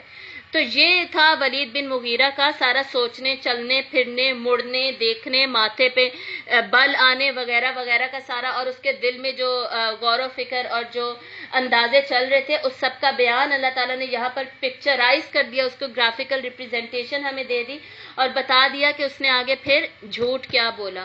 اب آگے اللہ تعالیٰ مزید اس پہ غصہ کہہ رہے ہیں، اور کیا کہہ رہے ہیں؟ سأصلیہ سقر، میں عنقریب اسے دوزخ میں ڈالوں گا. وما ادراک ما سقر، تمہیں کیا پتا کہ وہ ہے کیا سقر. یعنی تم اندازے بھی نہیں لگا سکتے. یہ جو اندازے تم نے دنیا میں لگا لیے نا، بس اس سے زیادہ آگے کے اندازے اب تم نہیں لگا سکتے. ہے کیا سقر؟ اب اللہ تعالیٰ آگے خود بتا رہے ہیں کہ سقر ہے کیا. لا تبقی ولا تذر، نہ ہی وہ باقی چھوڑے گی، زندہ چھوڑے گی، ولا تذر، اور نہ ہی وہ باقی رہنے دے گی اور نہ ہی وہ چھوڑے گی. مطلب کہ اس میں کوئی زندہ بھی نہیں رہ سکتا، اور وہ ایسے بھی نہیں چھوڑے گی کہ چلو تم ماری جاؤ اور آگ نے چھوڑ دیا. یہ بھی نہیں ہوگا. نہ اس آگ میں کوئی زندگی ہے نہ ہی موت ہے. بار بار ختم کرے گی، زندہ کرے گی، ختم کرے گی، زندہ کرے گی. یہ سلسلہ چلتا رہے گا. خالدین فیہا، ہمیشہ ہمیشہ یہ سلسلہ چلتا رہے گا. لا تبقی ولا تذر، لواحۃ للبشر، سخت جھلسا دینے والی ہے انسان کی کھال کو. ایسی سخت آگ ہے یہ. علیہا 19، اس پر 19 فرشتے ہیں، 19 داروغے ہیں، 19 خزائن ہیں اس کے، جس کا ذکر میں نے سورۃ الملک میں بھی کیا تھا. جب خزانتہا، جب جہنم کے خزائن جو ہیں، داروغہ، وہ کیا پوچھیں گے کہ تمہارے پاس کوئی ڈرانے والا نہیں آیا تھا، کوئی نذیر نہیں آیا تھا؟ تو اس کے جواب میں جہنم والے کیا کہتے ہیں کہ ہاں آیا تھا، لیکن کاش ہم سن لیتے اور ہم اس پر عقل سے کام لیتے تو آج ہم اس آگ میں جل نہ رہے ہوتے. ٹھیک ہے، یہ مکالمہ ہم نے انہی خزائن کا، جس کا یہاں پر ذکر ہے، گیٹ کیپرز بیسکلی، خزائن اور داروگا کسے کہتے ہیں؟ گیٹ کیپرز جو ہوتے ہیں. تو یہ جو گیٹ کیپرز ہوں گے یہ 19 ہوں گے. وہاں پر بھی ان کے ساتھ ان کی کانورسیشن، جہنم والوں کی کانورسیشن بتائی گئی تھی. یہاں ان کا دوبارہ ذکر کیا جا رہا ہے. یہ ایویں سی جہنم نہیں ہے، یہ اس طرح کی جہنم ہے جس میں اب یہ جلایا جائے گا. اور اسی کی طرح باقی تکبر کرنے والے لوگ جو کہ اللہ کی بڑائی نافذ کرنے کے بجائے اپنے آپ کو بڑا سمجھ کے اپنی مانتے ہیں. میری نیند بڑی ہے بھائی، میں نے سونا ہے، اللہ کی نماز پڑھنے کی کیا ضرورت ہے؟ میری روٹین زیادہ امپورٹنٹ ہے بھائی، وہ زیادہ بڑی ہے، اللہ کے لیے روزہ رکھنے کی کیا ضرورت ہے؟ یہ ہمارا ایٹیٹیوڈ ہے. مجھے بھائی اتنی زیادہ گرمی لگتی ہے تو میں نے اپنی نفس کی ماننی ہے، میری خواہش زیادہ بڑی ہے، میری مرضی زیادہ بڑی ہے، بھائی اللہ کے احکامات بڑے نہیں ہیں. یہ ایٹیٹیوڈ ہے ہمارا. ٹھیک ہے، ہر عمل کو جب ہم ریجیکٹ کرتے ہیں اللہ تعالیٰ کے، تو ہمارے اللہ تعالیٰ بتا رہے ہیں ہمارے دل میں کیا چل رہا ہوتا ہے. یہ چل رہا ہوتا ہے دل میں کہ ہم اس کو حقیر سمجھ رہے ہوتے ہیں اور اپنی بات کو زیادہ بڑا، زیادہ امپورٹنٹ سمجھ رہے ہوتے ہیں. خصوصاً وہ لوگ جو کہ گناہ کو گناہ سمجھ کے بھی نہیں کرتے، جیسے یہ پردہ وغیرہ، آج کل لوگ اس کو گناہ نہیں سمجھتے. بے حیائی، فحاشی، میری مرضی، جو میں کروں، جیسے مرضی کروں، میری مرضی ہے. میوزک کو اکثر لوگ گناہ نہیں سمجھ رہے ہوتے، بغیر گناہ سمجھے اس کو سن رہے ہوتے ہیں. اور سارا کچھ ہی چل رہا ہوتا ہے. آپ لوگوں کو پتہ ہے جھوٹ بولنا، اکثر لوگ جب جھوٹ بولتے ہیں اس کو ڈیفینڈ کر رہے ہوتے ہیں باقاعدہ کہ میں نے جھوٹ نہیں بولا، میرا یہ مطلب نہیں تھا، میرا یہ مطلب تھا. تو بیسکلی کیا ہے، گناہوں کی ایکسیپٹنس بہت زیادہ ضروری ہے، ریئلائزیشن بہت زیادہ ضروری ہے. اگر آپ نہیں ریئلائزیشن اینڈ ایکسیپٹنس کر رہے تب تو آپ حق کو حقیر ہی جان رہے ہیں اور خود اپنی بات کو، اپنی مرضی کو، اپنے کہنے کو، اپنے رویے کو اور اپنے عمل کو بڑا جان رہے ہیں. تو کبریائی کس کی آپ نافذ کر رہے ہیں؟ اللہ کی نہیں کہہ رہے. اپنی زندگی میں اپنی کبریائی نافذ کیے جا رہے ہیں، جو کہ انتہائی غلط ہے. اللہ تعالیٰ نے کیا فرمایا؟ آپ صلی اللہ علیہ وسلم فرماتے ہیں کہ اللہ تعالیٰ فرماتے ہیں کہ کبریائی میری چادر ہے، جو کوئی مجھ سے کبریائی چھیننے کی کوشش کرے گا، تھوڑی سی بھی لینے کی کوشش کرے گا نا، میں اسے آگ میں جلاؤں گا. ٹھیک ہے، اللہ تعالیٰ پسند نہیں کرتے کہ کبریائی کوئی بھی اور لے. اور تکبر کرنے والوں کے لیے مزید کیا آتا ہے؟ آپ صلی اللہ علیہ وسلم نے فرمایا کہ قیامت کے دن نا، جب ساروں کو نکالا جائے گا قبروں سے، دوبارہ اٹھایا جائے گا، تکبر کرنے والے لوگوں کو، اور تکبر میں یہی نہ آپ سمجھیے گا کہ جی جو اکڑ ہم سامنے دکھا رہے ہوتے، جو اللہ کے احکامات پہ اور عمل نہیں کر رہے ہوتے نا، وہ بھی عموماً یہ تکبر کا ہی نتیجہ ہوتا ہے. اپنے آپ کو بڑا سمجھ رہے ہوتے ہیں نا، اپنی نیند، اپنی مرضی کو. تو آپ صلی اللہ علیہ وسلم نے فرمایا کہ ان کو کیڑوں کی طرح اٹھایا جائے گا، چونٹیوں کی طرح اٹھایا جائے گا. کیوں؟ کیونکہ دنیا میں بڑا سمجھتے تھے نا خود کو، اکڑ ہی بڑی تھی، تن کے چلتے تھے، ماتھے میں تکبر تھا. قیامت کے دن چونٹی کی طرح، ذرے کی طرح اٹھایا جائے گا. اہمیت ہی نہیں ہوگی، بے وزن ہوں گے، کوئی پوچھنے والا نہیں ہوگا، کوئی وقت ہی نہیں ہوگی. ایسے اٹھائے جائیں گے اپنے اس تکبر کی وجہ سے.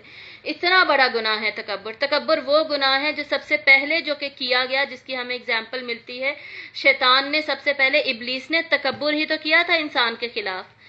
حضرت آدم کے خلاف تکبر کیا، تکبر کر کے ریجیکٹ کیا کہ بھائی تم یہ مٹی کا بنا ہے، میں آگ کا بنا ہوں، میں زیادہ بڑا ہوں، بھائی میں اس سے زیادہ بہتر ہوں. یہ جو فریز ہے نا کہ میں زیادہ بہتر ہوں، یہی بیسکلی تکبر ہے.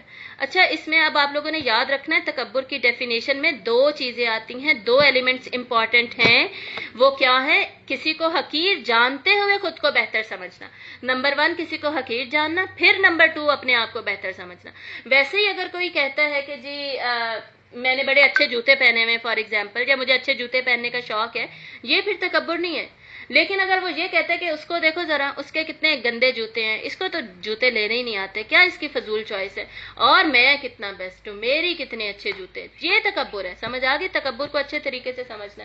ایک صحابی نے آپ صلی اللہ علیہ وآلہ وسلم سے پوچھا جی، تو جیسے میں نے بتایا کہ پہلا گناہ جو کہ کیا گیا، جس کی خبر ہمیں دی گئی، وہ تھا ابلیس کا گناہ، تکبر کا. ٹھیک ہے، اور میں واقعہ ابھی چھوٹا سا ایک حدیث سنانے لگی تھی کہ ایک صحابی نے ایک مرتبہ آپ صلی اللہ علیہ وسلم سے پوچھا کہ یا رسول اللہ، کہ مجھے کپڑے، اچھے جوتے پہننے کا شوق ہے، تو کیا یہ تکبر ہے؟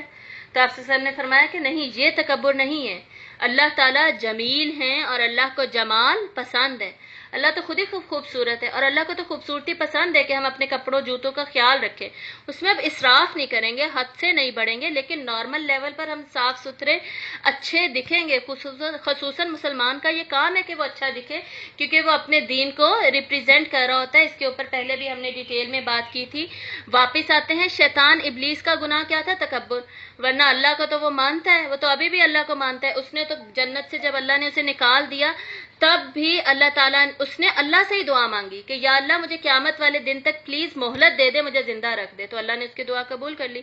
یا ربی، یہ اس نے کہا تھا، اور سورۃ الحشر میں ہم نے پڑھا تھا نا، کیا کہتا ہے کہ انی اخاف اللہ رب العالمین، میں تو ڈرتا ہوں اس سے جو کہ رب ہے تمام جہانوں کو۔ اللہ کا تو وہ پہلے ہی رب مان رہا ہے، سارے رسولوں کو تو اس نے دیکھا ہوا ہے، ساری کتابیں نازل ہوتی ہوئی تو اس نے دیکھی ہیں، اور یہ قیامت کا تو اس کو بھی پتہ ہے کہ قیامت آئے گی، کیونکہ وہ مہلت خود مانگ رہا ہے قیامت تک کی، ٹھیک ہے۔ عقیدے تو سارے اس کو پتہ ہیں، مسئلہ اس کا کیا ہے کہ تکبر کیا اس نے، استکبر ابا واستکبر، انکار کیا، اور اس کی وجہ کیا تھی؟ تکبر کیا۔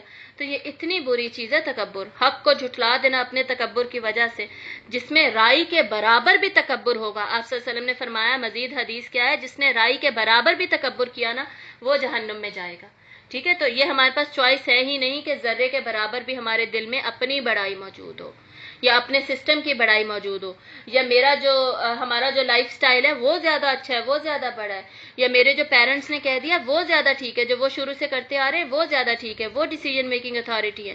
ایسا کچھ نہیں ہے، اللہ تعالیٰ کے احکامات کو کسی قیمت پر ریجیکٹ کرنے کا آپشن ہمارے پاس ہے ہی نہیں، یہ تکبر میں آ جائے گا، ٹھیک ہے۔ ہم حق کو جھٹلانا، دیٹ از ڈیفینیشن آف تکبر۔ ہاؤ ڈو وی نو؟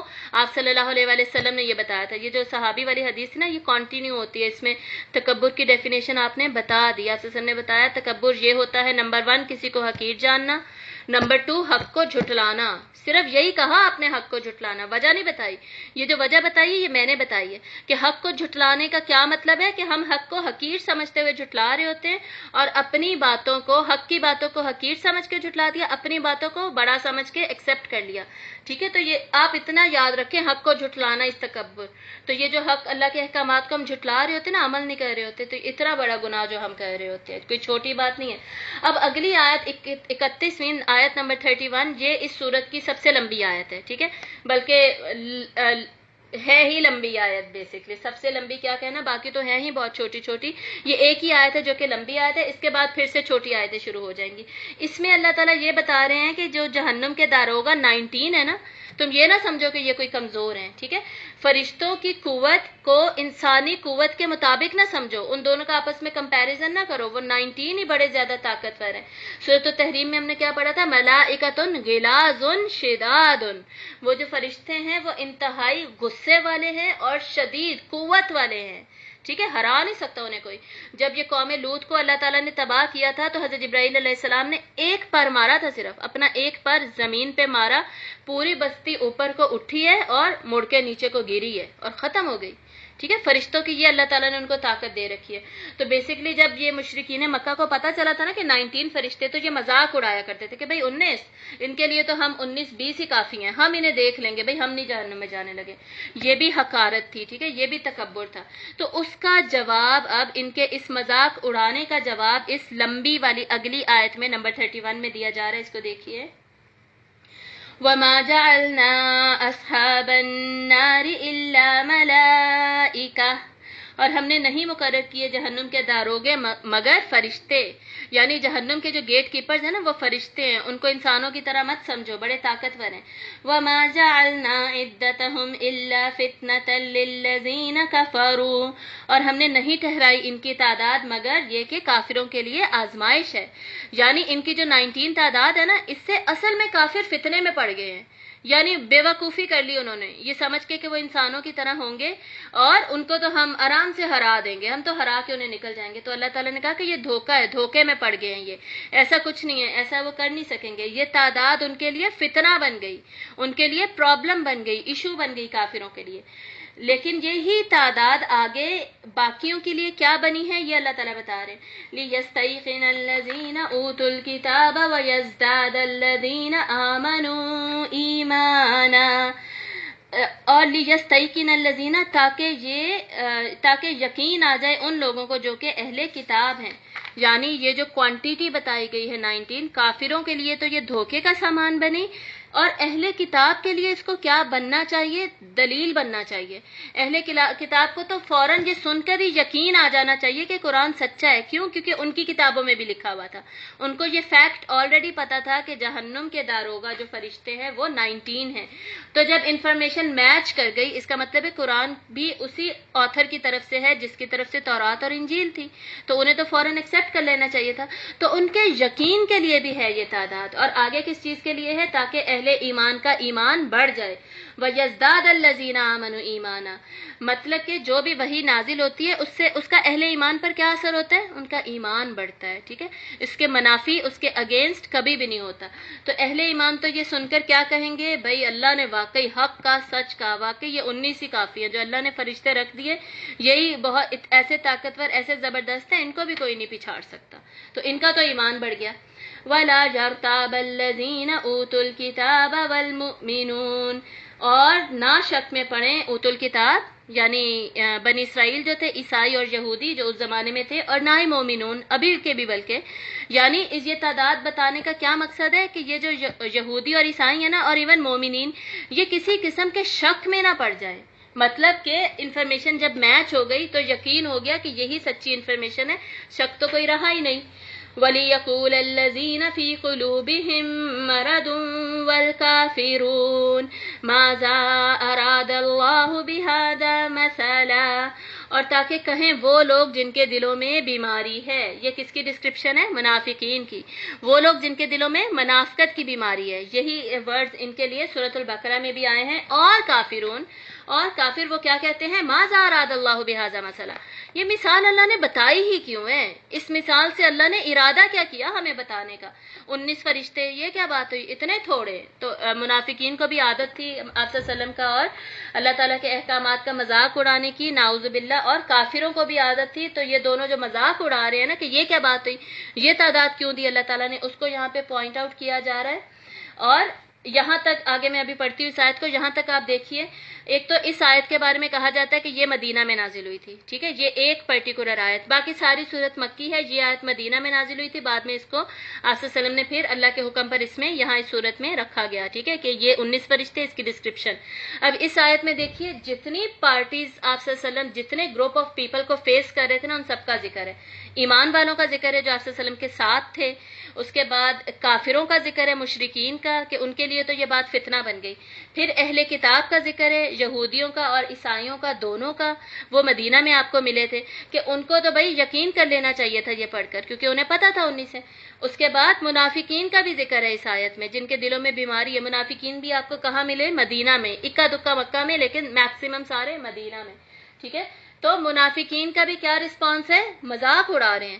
تو جتنے بھی گروپ آف پیپل تھے نا آپ صلی اللہ علیہ وسلم کے ارد گرد موجود، ان سب کا رسپانس کیا ہے ٹورڈز دس فیکٹ کہ فرشتے اتنے ہوں گے، وہ اس آیت میں بتایا جا رہا ہے. اب آگے دیکھیے. اب یہ جو آگے کنٹینیو ہو رہی ہے نا، یہ اللہ تعالیٰ کا تبصرہ ہے اس کے اوپر. اللہ تعالیٰ اس کے بارے میں اللہ تعالیٰ کیا کہتے ہیں؟ كَذَلِكَ يُضِلُّ اللَّهُ مَن يَشَاءُ وَيَهْدِي مَن يَشَاءُ، اسی طرح گمراہ کرتا ہے اللہ جس کو وہ چاہتا ہے اور ہدایت دیتا ہے جس کو وہ چاہتا ہے. مطلب اس انفارمیشن سے، اس آیت سے اور قرآن مجید کے بارے میں اور بھی جگہ پر اللہ تعالیٰ فرماتے ہیں کہ قرآن ہی وہ چیز ہے جس کے ذریعے اللہ تعالیٰ ہدایت دیتے ہیں لوگوں کو. لیکن قرآن ہی کو لے کر کچھ لوگ بہک بھی جاتے ہیں، غلط ڈیسیژنز بھی لے لیتے ہیں. تو قرآن کے ذریعے ہی کچھ لوگ ہدایت پاتے ہیں، ہدایت کی روشنی پاتے ہیں. اور جو قرآن کو اکڑ کے ساتھ، تکبر کے ساتھ، اس سوچ کے ساتھ قرآن کی طرف آتا ہے کہ میں نے تو اسے ریجیکٹ ہی کرنا ہے، اوپن مائنڈڈلی نہیں آتا، دل کو صاف کر کے نہیں آتا کہ جو خیر مجھے ملے گی وہ میں لوں گا، اس سوچ کے ساتھ نہیں آتا، نیگیٹو سوچ کے ساتھ آتا ہے. تو اللہ تعالیٰ کہہ رہے ہیں کہ اسے میں قرآن کے ذریعے گمراہ کر دیتا ہوں. بھئی میں کیوں دوں اسے ہدایت؟ سمجھ آئی؟ تو جو انسان جیسے قرآن کی طرف آئے گا ویسا اس کو قرآن ملے گا، ویسے اس کو اس میں سے نتیجہ مل جائے گا. وَمَا يَعْلَمُ جُنُودَ رَبِّكَ إِلَّا هُوَ وَمَا هِيَ إِلَّا ذِكْرَىٰ لِلْبَشَرِ، اور کوئی نہیں جانتا آپ کے رب کے لشکروں کو سوائے آپ کے رب کے. اللہ کے علاوہ اللہ کے لشکروں کی طاقت، اس کی تعداد، اس کا امپیکٹ کوئی بھی نہیں جانتا. تو یہاں پہ اللہ کا لشکر کس کو کہا جا رہا ہے؟ فرشتوں کو. اور اللہ کے لشکر اور بھی بہت سارے. ہوا بھی اللہ کا لشکر ہے جس کے ذریعے اللہ تعالیٰ نے قوموں کو تباہ کیا. چیخ کے ذریعے اللہ نے قوموں کو تباہ کیا. تو اللہ کے لشکر اور بھی بہت سارے جن سے اللہ تعالیٰ کام لیتے ہیں. اور نہیں ہے یہ مگر ایک ذکر تمام انسانوں کے لیے. یہ جو آیات ہیں، یہ جو قرآن کی وحی ہے، یہ جو قرآن ہے، یہ کیا ہے؟ اس کا رول ہے تمام انسانوں کے لیے کو نصیحت پہنچانا، نصیحت دینا. تو قرآن کیا لاسٹ صورت میں بھی ہم نے پڑھا تھا ان ھذہ تذکرہ. قرآن کیا ہے؟ تذکرہ ہے، نصیحت ہے لوگوں کے لیے. یہی بات اب جہاں پر قرآن مجید کے لیے دوبارہ آ رہی ہے. تذکرہ اور ذکرہ ایک ہی بات ہے. ذکر ہے، یہ نصیحت ہے انسانوں کے لیے. تو اس میں سے نصیحت کیوں نہیں لیتے؟ پکڑ کے اپنے آپ کو صحیح کیوں نہیں کر لیتے؟ اپنا عمل ٹھیک کیوں نہیں کر لیتے؟ بجائے اس کے کہ اس کا مذاق اڑائیں. اب آگے وہی چھوٹی آیتیں، وہی سٹائل دوبارہ کنٹینیو ہو رہا ہے. اب اگلی آیات دیکھیے، آیت نمبر 32 to 52 اب ہم جائیں گے. اور اس میں بیسکلی 32 سے 52 میں یہ بتایا جائے گا کہ ہر شخص کو اس کا بدلہ مل کے رہے گا. ٹھیک ہے، اس کے اعمال کا بدلہ مل کے رہے گا. اب اس میں یہاں پر قسم کھائی جا رہی ہے. اس قسم کو دیکھیے، کلا والقمر، کیوں نہیں، قسم ہے چاند کی. واللیل اذ ادبر، اور قسم ہے رات کی جبکہ وہ پیٹھ پھیر جائے. کلا والقمر، ہرگز نہیں، قسم ہے چاند کی اور رات کی جب وہ پلٹ جائے. والصبح اذا اسفر، اور صبح کی جبکہ وہ روشن ہو جائے. یہ تین قسم اللہ تعالیٰ اٹھا رہے ہیں. اور یہ تین قسم کیا ہیں؟ قسمیں کیا ہیں؟ چاند کی، اور اس کے بعد چاند کی روشنی تھوڑی مدھم ہوتی ہے، یہ یہاں پہ یاد رکھنا ہے. ٹھیک ہے، اس کے بعد رات کی جب وہ پلٹ جاتی ہے، اور اس کے بعد صبح کی جب وہ روشن ہوتی ہے. صبح میں کیا ہوتا ہے؟ سورج. تو چاند کی مدھم روشنی کی، پھر رات کے جانے کی، اور پھر سورج کے زیادہ روشن ہونے کی، روشنی پھیلا دینے کی قسم اللہ تعالیٰ لے رہے ہیں. تو اس کے بارے میں اگلی آیت پہلے پڑھ لوں، پھر میں آپ کو اس کے بارے میں بتاتی ہوں. انہا لإحدی الکبر، بلا شبہ یہ البتہ ایک بہت ہی بڑی چیزوں میں سے ہے. یہ اللہ تعالیٰ کی بہت بڑی بڑی نشانیوں میں سے ہے. ٹھیک ہے، اب یہاں پہ کس چیز کو نشانی کہا جا رہا ہے؟ اب یہ چار آیتیں میں نے پڑھی. ایک تو جہاں پر بھی اللہ تعالیٰ قسم اٹھاتے ہیں نا، اس کے بارے میں ہمیں بہت ساری رائے ملتی ہیں، بہت زیادہ رائے ملتی ہیں ہمیشہ، خصوصاً مکی صورتوں میں. آگے 30 پارہ آنے والے نا، اس میں بہت ساری قسمیں اللہ تعالیٰ اٹھاتے ہیں، اور ان قسموں کے بارے میں ڈفرینٹ رائے علماء نے دی ہے. تو یہاں پر یہ چار آیتوں کے بارے میں جو دو میجر اوپینینز ہیں نا، وہ میں آپ کو بتانے لگی ہوں. دھیان سے سنیے گا، پھر کنفیوژن نہ ہو آپ کو. کیا ہے؟ پہلی کیا ہے؟ اللہ تعالیٰ کہہ رہے ہیں چاند کی قسم، رات کے پلٹنے کی قسم، اور صبح روشن کی، سورج کی قسم، کہ یہ بہت ہی بڑی چیزوں میں سے ایک چیز ہے. یعنی کچھ علماء نے لکھا ہے کہ اللہ تعالیٰ فرمانے ہیں کہ جیسے میری بڑی بڑی نشانیاں ہیں نا، جیسے سورج، چاند، ستارے اور رات کا چلے جانا میری بہت بڑی بڑی نشانیاں ہیں، اسی طرح جہنم جو ہے وہ بھی ایک میری بہت بڑی نشانی ہے. تو جب یہ ساری چیزیں ایگزسٹ کر سکتی ہیں دنیا میں، سورج، چاند، ستارے وغیرہ، رات کا جانا، تو یہ ساری نشانیاں ایگزسٹ کر سکتی ہیں. تو اسی طرح جہنم جو تمہیں نظر نہیں آتی، اس کا کیا مطلب ہے؟ وہ ایگزسٹ نہیں کر رہی. یعنی یہ اللہ کی بڑی بڑی نشانیاں دنیا والی اس بات پر دلالت کرتی ہیں، دلیل ہیں کہ باقی بڑی بڑی چیزیں، جنت، جہنم وغیرہ وغیرہ، وہ بھی ایگزسٹ کرتی ہیں. ٹھیک ہے، ایک اس کا مطلب یہ لیا گیا. دوسرا اوپینین اس کے بارے میں یہ ہے کہ جیسے چاند کی روشنی کی اللہ تعالیٰ قسم کھا رہے ہیں، اس کا مطلب ہے کہ ہدایت کی روشنی جو دنیا میں پہلے تھی وہ مدھم ہو چکی. حضرت عیسیٰ علیہ السلام کو گئے ہوئے 600 سال گزر چکے ہیں، ہدایت کی روشنی مدھم ہو چکی ہے. پھر قسم ہے رات کی جب وہ پلٹ جائے، اور اب جو گمراہی کے اندھیرے ہیں نا، اب وہ وقت آ گیا ہے کہ وہ پلٹنے والے ہیں. اب اندھیروں کا ٹائم ختم. حضرت عیسیٰ کے وقت جو ہدایت کی روشنی پھیلی تھی وہ مدھم ہو چکی ہے. اس کے بعد گمراہی کے اندھیرے پھیل گئے، وہ اب جانے والے ہیں، پلٹنے والے ہیں. اور قسم ہے صبح روشن کی، اور ہدایت کی جو روشنی نبوت رسول اللہ صلی اللہ علیہ وآلہ وسلم کے ذریعے سے جو پھیلنے لگی ہے، اس سے اب پوری دنیا جگمگا اٹھے گی، روشن اٹھے گی، وہ سورج کی طرح ایکٹ کرے گی. ٹھیک ہے، یہ ان تینوں آیات سے مطلب لیا گیا، ہدایت کے ارد گرد اس کے مطلب لیا گیا. اور آگے یہ سب کس بات پر دلالت کرتے ہیں؟ دلیل کیا ہے؟ انہا لإحدی الکبر، بلا شبہ یعنی یہ مطلب، یہ جو قرآن مجید ہے، یا یہ نبوت محمد صلی اللہ علیہ وآلہ وسلم ہے، یا یہ وحی کا آنا ہے، یہ بہت بڑی چیز ہے.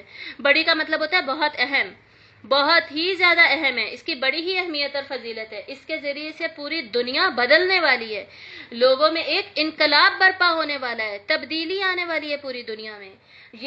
تو یہ بھی مطلب لیا گیا. ٹھیک ہے، یہ دونوں مطلب آپ نے یاد رکھنے ہیں. اب آگے صورت سمپل ہے، آگے اب چلتے جائیے. نذیر للبشر، خبردار کرنے کے لیے انسانوں کو. تو یہ جو قرآن مجید ہے یا ایون یہ جو جہنم ہے، دونوں میں سے کوئی بھی مطلب لیا جائے، ان دونوں کا مقصد کیا ہے؟ خبردار کیا جائے لوگوں کو وارننگ مل جائے کہ بھائی اتنا برا ہو سکتا ہے، دھیان سے رہنا. لمن شاء منکم ان یتقدم او یتأخر، جو بھی تم میں سے چاہے کہ وہ آگے بڑھے یا وہ پیچھے رہ جائے. یعنی اب تمہارے اوپر ہے، تم اس قرآن کی نصیحت کو، اس نذیر کو، اس وارننگ کو، قرآن مجید کا ایک نام النذیر بھی ہے، صفاتی نام. ٹھیک ہے، قرآن مجید اپنے کانٹینٹ کے ذریعے سے ہمیں خبردار بھی کرتا ہے. تو اس کے ذریعے سے اب تمہارے اوپر ہے، تم آگے بڑھو یا پیچھے رہ جاؤ. مطلب چاہ تو تم کامیابی کا رستہ لے لو، ہدایت کے رستے پہ چلے جاؤ، السابقون الاولون میں سے بن جاؤ، اصحاب الجمین میں سے بن جاؤ، یا تم لوزر بن جاؤ، تم کفر پہ ہی جمے رہو، تم تکبر ہی کرتے رہو. اب تمہارے اوپر ہے، تمہاری مرضی ہے، جیسے تم نے کرنا ہے کرو. یعنی اللہ نے انسان کو اختیار دیا ہے. ٹھیک ہے، اس اختیار کا اب صحیح استعمال کرنا یہ ہمارے اوپر ہے. اللہ نے یہ گائیڈنس، انسٹرکشنز، مینول قرآن ہمیں دے دیا، اب ہم نے ہدایت لینی ہے. اب اللہ تعالیٰ کہہ رہے ہیں اب میں نے تو سوچ تمہیں دے دی، اب تمہاری مرضی ہے ہدایت لیتے ہو کہ نہیں لیتے. کل نفس بما کسبت رہینہ، ہر جان رہن ہے اس کے عوض جو کچھ اس نے کمایا ہے. یعنی انسان جو کچھ دنیا میں کمائے گا نا، قرآن مجید میں کمائی کس کو کہا جاتا ہے؟ نیکی اور بدی کو. یہ پیسے کمانے کو کمائی نہیں کہا جاتا، اس کو قرآن مجید میں ہماری ارننگز کو، کھانے پینے کو رزق کہا جاتا ہے، سسٹیننس کہا جاتا ہے. کمائی، کسب کس کو کہا جاتا ہے قرآن مجید میں؟ نیکی اور بدی کمانے کو. اصل میں کمائی ہماری ہے ہی وہ، اصل میں جو ارننگ ہم کہہ رہے ہیں نا وہ ہے، اس کا امپیکٹ نظر آئے گا. باقی یہ مال دولت رزق سے تو دنیا میں رہ جائیں گی چیزیں نا. تو جو اصلی کمائی ہے اس کی یہاں بات ہو رہی ہے کہ بھائی جو کچھ تم نے دنیا میں اچھے کام کیے، نیکیاں کمائی، برے کام کیے، گناہ کمائے، وہ سب کچھ رہن ہے. مطلب وہ سارا کچھ گروی رکھا ہوا ہے، قیامت کے دن تمہیں مل جائے گا، اس کا بدلہ تمہیں ملے گا. وہ تمہیں سارا کچھ دکھایا جائے گا اور اس کے بدلے تمہارے سامنے تمہیں وصولی دے دی جائے گی. ایسا نہیں ہوگا کہ جی تم نے محنت کی ہے تو تمہیں کمائی ہی نہ ملے، تمہیں اس کے پیسے نہ ملے. ٹھیک ہے، دنیا میں محنت کرتے ہیں، مزدوری کے پیسے ملتے ہیں. اسی طرح نیکی کمائی، بدی کمائی، اس کے اینڈ میں ملنا کیا ہے؟ وہ تمہیں مل کے رہے گا. الا اصحاب الیمین، سوائے ان لوگوں کے جو کہ اصحاب الیمین ہے. یعنی بروں کو برا بھی ملے گا لیکن ان کو برا نہیں ملے گا جو اصحاب الیمین ہے. اصحاب الیمین کے بارے میں ہم نے کہاں پڑھا تھا؟ سورۃ الحاقہ میں پڑھا تھا نا، فَأَمَّا مَنْ أُوتِيَ كِتَابَهُ بِيَمِينِهِ، وہ لوگ جو سیدھے ہاتھ میں کتاب دیے گئے. یہ کون ہے؟ اصحاب الیمین ان کا ٹائٹل ہے، جن کا سورۃ الواقعہ میں بھی ذکر آتا ہے، سورۃ الرحمن میں بھی. اور یہ کون ہیں؟ جنت والے، جن کو رائٹ ہینڈ میں اعمال نامہ دیا جائے گا. بیسکلی وہ کامیاب لوگ ہیں. تو یہ کیا کہہ رہے ہیں؟ اب یہاں پہ کیا بات ہو رہی ہے؟ اب ان کا آگے ان کی کانورسیشن بتائی جا رہی ہے ود مجرمین، جہنم والے. کسی نہ کسی طرح ان کی اب بات چیت ہو رہی ہے. ٹھیک ہے، کیسے ہو رہی ہے؟ دیکھیں، جنت والے جو ہیں وہ تو جہنم کی لو بھی نہیں دیکھیں گے، ان تک لو بھی نہیں پہنچے گی. وہ تو جہنم جب چنگھاڑتی ہوئی آئے گی وہ نہیں دیکھیں گے اس کو، وہ اس کی دہشت میں نہیں جائیں گے. ٹھیک ہے، جنت والوں کو اللہ تعالیٰ اس سب سے محفوظ رکھیں گے، جہنم کی سزاؤں سے بھی محفوظ رکھیں گے. وہ بھی نہیں ان کو نظر آئیں گی تاکہ وہ نہ ڈریں. صرف ان کو ان کی جگہ دکھائی جائے گی. یہ میں نے آپ کو بتایا تھا، حدیث سے ہمیں پتہ چلتا ہے جنتیوں کو جہنم میں ان کا مقام دکھایا جائے گا کہ اگر تم غلط کرتے، کمائی تمہاری گناہ ہوتی تو یہ تمہاری جگہ ہوتی، تاکہ ان میں شکر گزاری بڑھ جائے، اللہ کی قدر بڑھ جائے. ٹھیک ہے، اس دن قیامت والے دن. اور جو جہنمی ہیں انہیں جنت میں ان کا حصہ دکھایا جائے گا تاکہ ان کی حسرت میں مزید اضافہ ہو کہ کاش ہم نیکیاں کما لیتے تو وہاں ہوتے، یہاں نہ ہوتے. ٹھیک ہے، یہ دکھایا جائے گا لیکن اس سے زیادہ سزائیں نہیں. لیکن کسی نہ کسی طرح یہاں پہ مکالمہ ہو رہا ہے. پورے قرآن مجید میں جنت اور جہنم والوں کا مکالمہ، ان کی کانورسیشن آپس کی بہت جگہ پہ ریفر کی گئی ہے. اس سے پتہ کیا چلتا ہے کہ جیسے ہم اسکائپ پہ بات کرتے ہیں، واٹس ایپ پہ بات کرتے ہیں، زوم پہ کرتے ہیں اور میڈیمز ہیں بات کرنے کے لیے، تو اسی کسی نہ کسی طرح اسکرین کے تھرو یا جیسے بھی اللہ تعالیٰ دکھائیں گے جنت والوں کو اور جہنم والوں سے بات کرا دیں گے. ٹھیک ہے، ٹیلی فونک کال ہے، وہ جو بھی ہے اس طریقے سے دکھائی جائے کہ ڈائریکٹ نہیں ہوگا یہ سارا کچھ. تو اب ہو کیا رہا ہے؟ الا اصحاب الیمین، سوائے جنت والوں کے کہ ان کو برا بدلہ تھوڑی ملے گا. فی جنات، وہ تو جنتوں میں ہوں گے. یتساءلون، وہ باہم پوچھتے ہوں گے، وہ پوچھ رہے ہوں گے. کس سے پوچھیں گے؟ عن المجرمین، گناہگاروں سے، مجرموں سے سوال پوچھ رہے ہوں گے. ما سلککم فی سقر، تم لوگوں کو کون سی چیز جہنم میں لے آئی؟ آخر تو ایسا کیا کرتے تھے تم جو جہنم میں آ گئے؟ بھئی دنیا میں تو اتنے آپشن تھے، اللہ تعالیٰ نے کہا تھا 1 نیکی از اکول ٹو 10 اجر، 10 اجر مل رہے ہیں ایک نیکی کا. 1 گناہ از اکول ٹو اونلی 1 اس کا بدلہ. ایک گناہ کے بدلے میں تو ایک ہی سزا مل رہی تھی، ایک نیکی کے بدلے میں 10 اجر مل رہے تھے. کاؤنٹنگ میں اتنا فرق تھا، پھر بھی تم جہنم میں چلے گئے. نیکی کا جب ہم ارادہ کرتے تھے اس کا بھی ثواب ملتا تھا، گناہ کا جب ہم ارادہ کرتے تھے اللہ تعالیٰ فرشتوں سے کہتے تھے ابھی نہیں لکھنا، اس نے گناہ کیا تو نہیں ہے نا، ارادے کو نہیں لکھنا. نیکی کا ارادہ لکھنے پہ بھی ثواب مل رہا تھا. ثواب کا جو پلڑا تھا وہ تو اتنا بھاری تھا، اللہ تعالیٰ نے کہا کہ تم ایک دفعہ صدقہ دو، میں اسے 700 ٹائمز ملٹیپلائی کر دوں گا. 10 تو منیمم ہے نا، 700 ٹائمز ملٹیپلائی ہوگا، اس سے بھی زیادہ. اور گناہ تو 1 از اکول ٹو 1 ہی تھا، پھر بھی تم جہنم میں چلے گئے. آخر ایسا کیا کیا کہ جہنم میں چلے گئے؟ قالو، تو وہ کہیں گے، وہ جواب کیا دیں گے؟ لم نکو من المصلین، ہم نماز نہیں پڑھتے تھے. میں نے بتایا تھا نا شروع میں اس پارے میں نماز پہ بہت زیادہ فوکس ہے. اور اب یہ کسے کہا جا رہا ہے؟ کافروں نے تھوڑی نماز پڑھنی تھی، ظاہری سی بات ہے مسلمانوں کو کہا جا رہا ہے نماز نہیں پڑھتے تھے تم لوگ. ٹھیک ہے، وہ کیا کہیں گے؟ جو پہلا فرض تھا نا وہی ہمارا پورا نہیں تھا، جو پہلا رکن تھا نا اسلام کا وہی پورا نہیں تھا، نماز ہی نہیں پڑھتے تھے ہم. اتنی، اب میں اس پہ کیا تبصرہ کروں؟ نماز کے اوپر ہم آلریڈی تبصرہ اتنا زیادہ کر چکے ہیں. نماز چھوڑنے کا آپشن اللہ نے ہمیں دیا ہی نہیں ہے. ہمارا ایمان جو ہے دیٹ از اکول ٹو نماز. ہمارا ایمان شو ہی نماز سے ہوتا ہے، ہمارے ایمان کا اظہار ہی نماز ہے. ایمان کو جب پریکٹیکلی بتانا ہو کہ وہ کیا ہے، وہ اظہار ہی اس کا نماز میں ہوتا ہے، اس کی عملی شکل ہی نماز ہے. اس کا پہلی جو ریکوائرمنٹ ہے ایمان کی وہی نماز ہے. جو نماز کے لیے نہیں اٹھا فجر کے وقت 5 نمازیں جو پوری کر سکیں، وہ اللہ کی کبریائی کو مانتا ہے. اللہ تعالیٰ کہہ رہے ہیں نہیں، وہ میری کبریائی کوئی نہیں مانتا، وہ جھوٹا ہے، وہ ایویں ہی لگا ہوا ہے. نمازیں جو نہیں پڑھ رہا اس کو میں کوئی نہیں مان رہا، وہ کوئی نہیں آگے پاس ہو رہا، وہ جہنم میں جا رہا ہے. یہ پہلا گناہ ہے، یہ جو لوگ کرتے ہیں جو جہنم میں جاتے ہیں. قالوا لم نکو من المصلین، اس سے پہلے ایمان آتا ہے نا، تو جو مشرک تھے وہ تو چلے ہی گئے جہنم میں. اس کے بعد جو بیچارے ایمان والے تھے وہ کیسے چلے گئے؟ قالوا لم نکو من المصلین، ہم نمازیں ہی نہیں پڑھتے تھے، ہم نماز پڑھنے والوں میں سے نہیں تھے. مصلی کیا ہوتا ہے؟ مصلی کا بیسکلی مطلب ہے نماز پڑھنے والا، پرماننٹ. یہ ناؤن ہے، ناؤن میں نے شروع میں بھی بتایا تھا پرماننس کا میننگ آتا ہے. اگر یہاں ہوتا نا یصلون، یعنی وہ نماز پڑھتے ہیں یا نماز پڑھتے تھے، تو وہ کون سا صیغہ؟ وہ فعل ہوتا ہے. جب فعل ہوتا ہے نا، فعل کا مطلب ہوتا ہے زمانے پہ اب وہ محیط ہے، پاسٹ، پریزنٹ یا فیوچر، تینوں میں سے کسی کی بات ہو رہی ہے کہ ہو سکتا ہے پاسٹ میں نہیں پڑھتا تھا یا پریزنٹ یا فیوچر کی بات ہے. مسلین کا کیا مطلب ہے؟ پرماننس تھی اس کے اندر، پرماننٹلی وہ کیا کرتا تھا؟ نمازیں چھوڑتا رہتا تھا. ظہر پڑھی عصر نہیں پڑھی، مغرب پڑھی عشاء نہیں پڑھی، فجر کے وقت نیند آ رہی ہے، روز کی یہی روٹین، روز کی 3 ہی نمازیں چل رہی ہیں یا 2، کبھی 4، کبھی 3، کبھی 2، یہ سسٹم چل رہا ہے. ٹھیک ہے، تو نمازوں کے بغیر ہماری کوئی بچت نہیں ہے.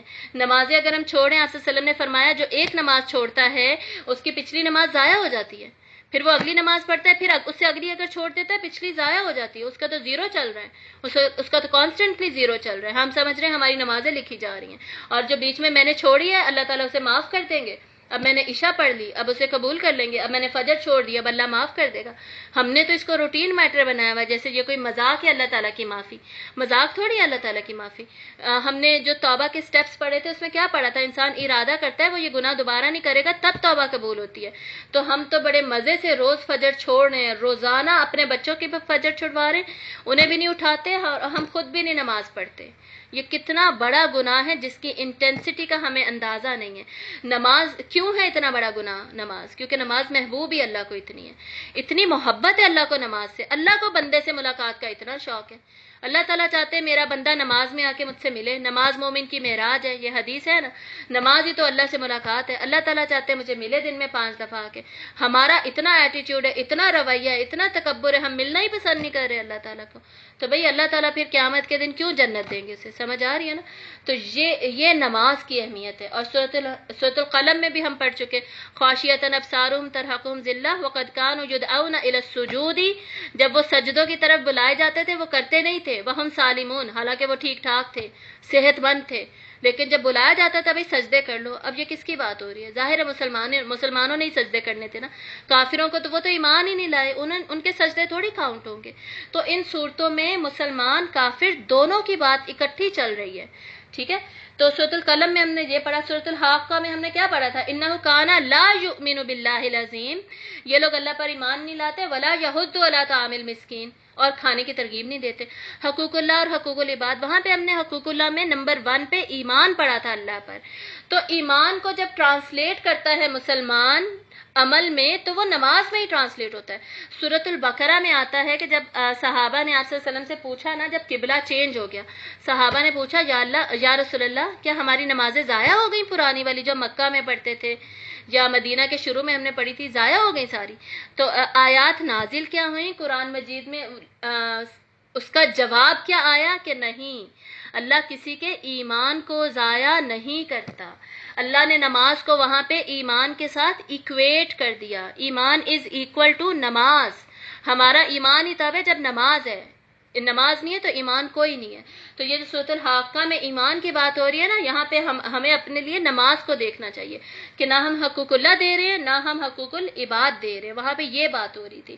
اس کے بعد سورۃ المعارج میں کیا تھا، الا المصلین الذین هم علی صلاتهم دائمون والذین فی اموالہم حق معلوم للسائل والمحروم، چلتی جائیں گی آیتیں، جب آیتیں یہ ساری خوبیاں مسلین کی، نماز پڑھنے والوں کی چلتی جائیں گی، آخری کیا آتی ہے، الذین هم علی صلاتهم یحافظون، نماز سے بات شروع ہوئی تھی، نماز پہ بات ختم ہو رہی، ساری خوبیاں ہی نماز والوں کی ہیں۔ اولئک فی جنات مکرمون، یہ تو کرم والی جو جنتیں ہیں نعمتوں والی، اس میں تو ہوں گے ہی نمازی۔ وہ سورۃ المعارج میں تو سارا پیراگراف ہی نماز کہ وہ جنتی متقین کو تو ٹائٹل ہی اللہ نے مسلین دے دیا، یہ ہیں ہی نمازی، یہی جائیں گے جنتوں میں۔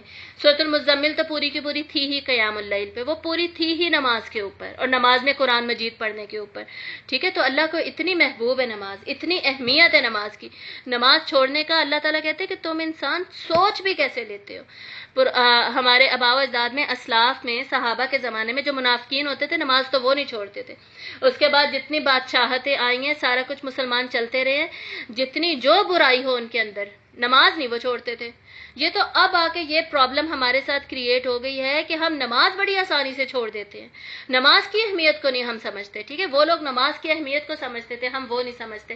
وہ لوگ، انہوں نے چاہے شراب پی ہوتی تھی نا، یہ واقعات ہمیں ملتے ہیں پرانے زمانوں میں، بادشاہتوں میں جب مسلمانوں میں بہت پیسہ آ گیا، شراب پی ہوتی تھی، نماز پڑھ رہے ہوتے تھے، سمجھ آ رہی ہے، نماز نہیں چھوڑتے تھے، انہیں پتا تھا ہم نے نماز نہیں چھوڑنی، تو نماز ہم نے نہیں چھوڑنی۔ جہنم والے پہلا جواب کیا دیں گے، قالوا لم نک من المصلین، ہم نماز پڑھنے والوں میں سے نہیں تھے، وَلَمْ نَكُ نُطْعِمُ الْمِسْكِينَ، اور نہ ہی ہم مسکین کو کھانا کھلاتے تھے، جو سورۃ الحاقہ میں بھی تھا نا، وَلَا يَحُضُّ عَلَىٰ طَعَامِ الْمِسْكِينَ، کھانا کھلانے کی ترغیب بھی نہیں دیتے تھے، اور جہاں اللہ تعالیٰ کہہ رہے ہیں خود کھلاتے بھی نہیں تھے نہ ترغیب دیتے تھے، یعنی حقوق اللہ میں نماز نہیں پڑھ رہے، ٹاپ آف دا لسٹ پہ آ رہی ہے نماز، تو باقی اللہ کے حق کیا ادا کرتے ہوں گے؟ جو نماز نہیں پڑھ رہا وہ اللہ کے باقی حق کیا ادا کرے گا؟ اور اس کے بعد کھانا بھی نہیں کھلا رہے، مطلب کہ حقوق العباد میں جو بیسک نیڈز ہیں، بیسک نیڈز میں بھی ٹاپ آف دا لسٹ پہ کھانا آتا ہے، کپڑا اور مکان تو بعد میں آتا ہے نا۔ ہوم لیس جو بندہ ہے اس کو سب سے پہلے کھانا چاہیے، کپڑے تو بسیدہ وہ مہینہ ایک ہی پہنے رکھتا ہے، ٹھیک ہے، کھانا سب سے پہلے چاہیے۔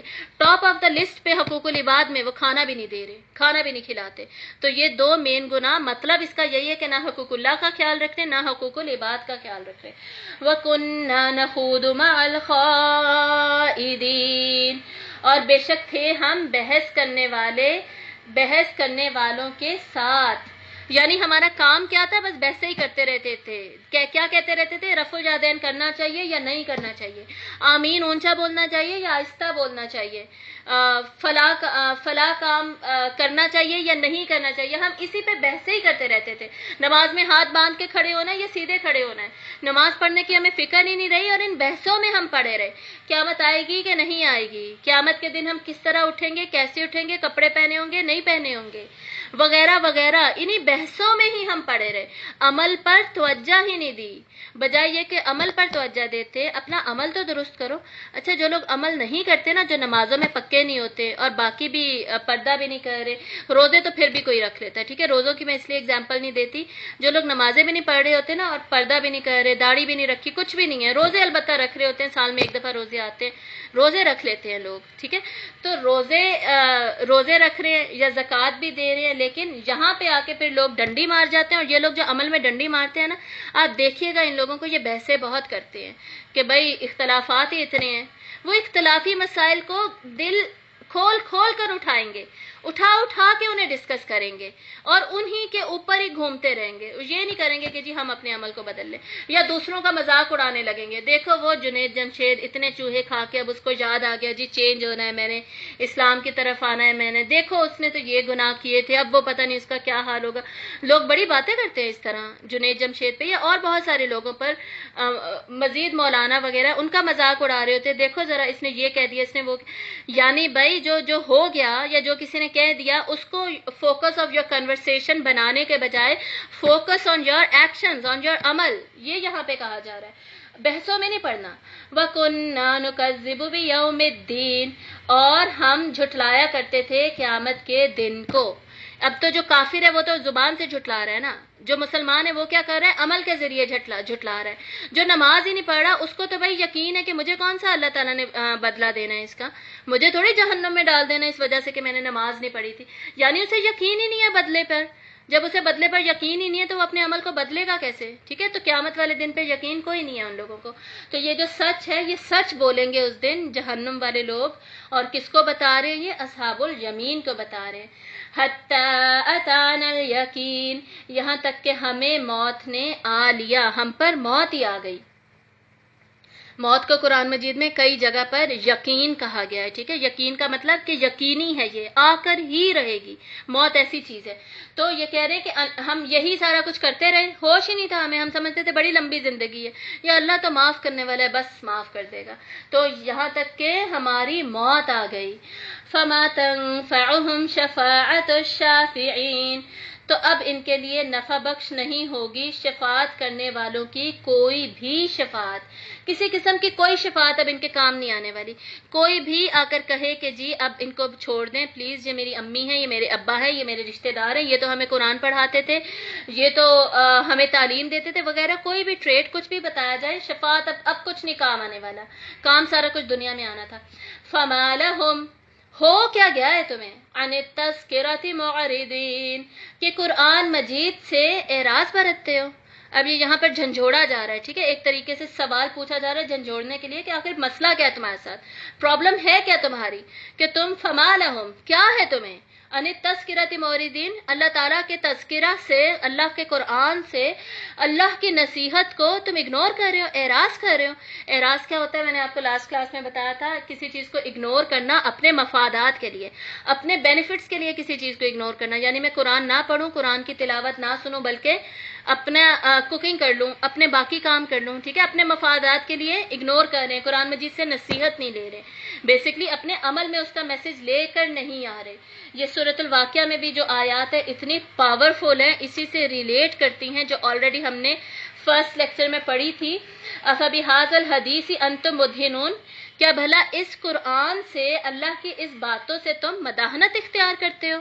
یعنی تم انہیں پھسلا دیتے ہو. مداحنت ہوتا ہے جیسے آئل کہیں پہ ڈالو تو بکھر جاتا ہے نا، پھسل جاتا ہے، گزر جاتا ہے، گر جاتا ہے. یہ رویہ ہے تمہارا قرآن کے ساتھ، ایسے تم اگنور کر رہے ہو، اس کو جانے دے رہے ہو اپنے ہاتھوں سے. وَتَجْعَلُونَ رِزْقَكُمْ، اور تم نے اس میں سے اپنا حصہ یہی لیا ہے، أَنَّكُمْ تُكَذِّبُونَ، کہ تم اس کو جھٹلاتے رہو. میں نے انہ لقرآن الکریم، اتنا بڑا اتنا عظیم کرم والا قرآن تمہیں دیا، تنزیل من رب العالمین، جو تمام جہانوں کے رب کی طرف سے نازل کرتا ہے. کوئی عام چیز نہیں ہے، کسی عام سورس سے نہیں آئی، اللہ کی طرف سے آئی ہے. اور تمہارا اس کی طرف رویہ کیا ہے؟ انتم مدہنون، تم اس کو بڑے مزے سے اگنور کر رہے ہو، اور تم اس میں سے حصہ کیا لے رہے ہو؟ انکم تکذبون، اس کو جھٹلائے جا رہے ہو. یہ کیا تم نے قرآن کے ساتھ، اس پہ عمل بھی نہیں کرنا پسند کر رہے.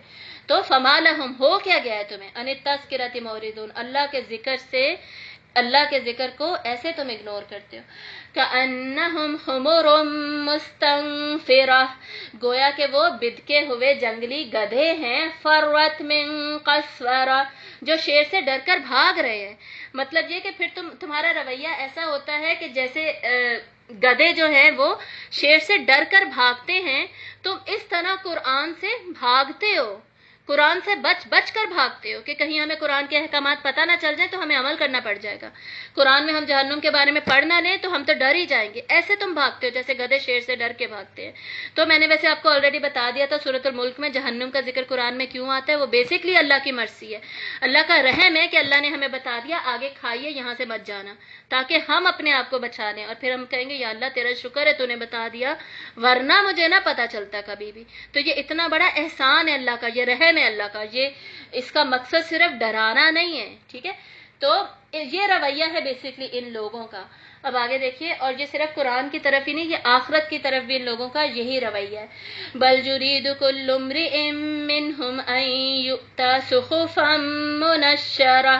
اب مزید مذاق اڑا رہے ہیں، مزید اعتراض کیا کر رہے ہیں؟ اچھا، جو بھی اعتراض کرنے والا ہوتا ہے نا، وہ اعتراض کس وجہ سے کرتا ہے؟ تاکہ مجھے عمل بدلنا نہ پڑ جائے، تاکہ مجھے کچھ کرنا نہ پڑ جائے، ٹھیک ہے، تاکہ مجھے قرآن کھول کر دیکھنا نہ پڑ جائے، مجھے نمازیں پڑھنی نہ پڑ جائے۔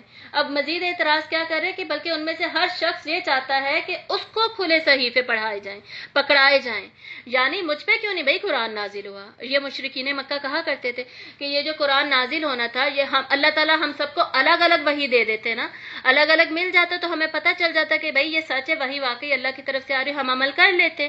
تو ہم پر الگ الگ تو آیا ہی نہیں، ہمیں کیوں نہیں الگ الگ دیا؟ بھائی میں نہیں کرتی، جاؤ میں نے نہیں ماننا۔ تو بیسکلی جس نے بہانے بنانے ہوتے ہیں نا، وہ اس طرح کی فالتو باتیں کر کے فالتو بہانے بناتا ہے۔ اور جہاں پر صحف منشرہ سے صرف قرآن مجید معنی نہیں لیا گیا بلکہ اعمال نامے بھی معنی لیا گیا ہے۔ صحیفہ کیا ہوتا ہے؟ بکلیٹ کو بیسکلی صحیفہ کہتے ہیں، کھلے صفوں کو صحیفہ کہا جاتا ہے۔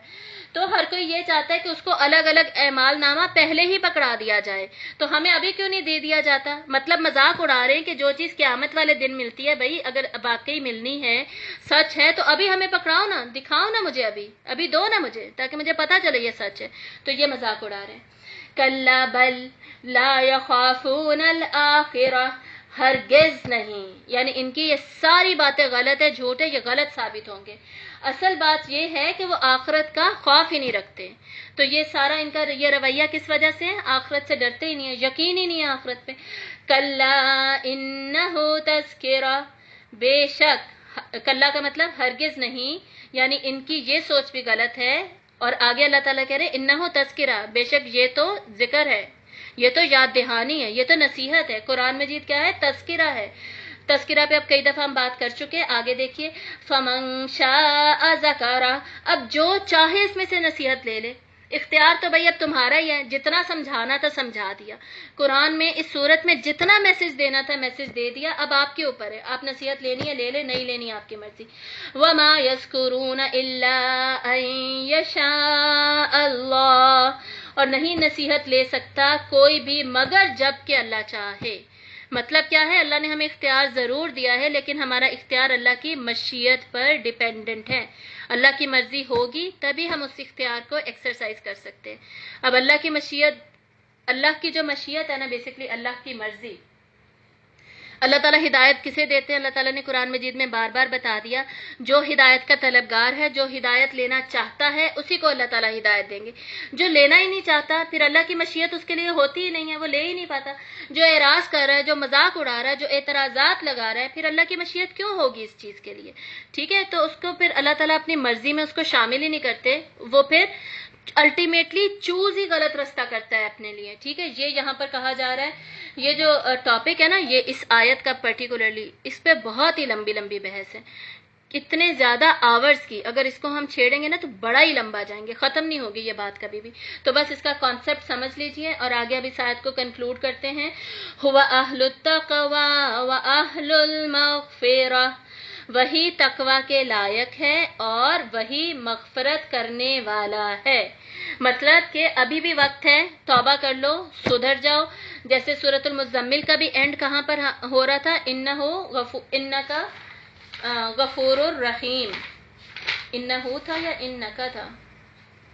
ان اللہ غفور الرحیم، ٹھیک ہے، واستغفر اللہ ان اللہ غفور الرحیم، بے شک اللہ مغفرت کرنے والا، رحم کرنے والا ہے۔ اس میں بھی سٹارٹ میں قیامت کی سختی بتائی گئی تھی، فرعون کی مثال سے سمجھایا گیا تھا، اور پھر آخر میں مغفرت کا ذکر آیا۔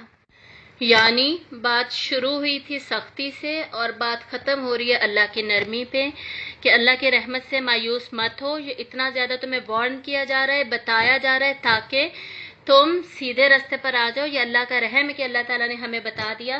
اب سیدھا راستہ چوز کر لو، توبہ کر لو، اللہ تعالیٰ معاف کر دیں گے. اللہ تعالیٰ بہت زیادہ معاف کرنے والے ہیں. اور ہوا اہل التقوی، جس کا کہ بیسیکلی تقوی اختیار کرنا چاہیے.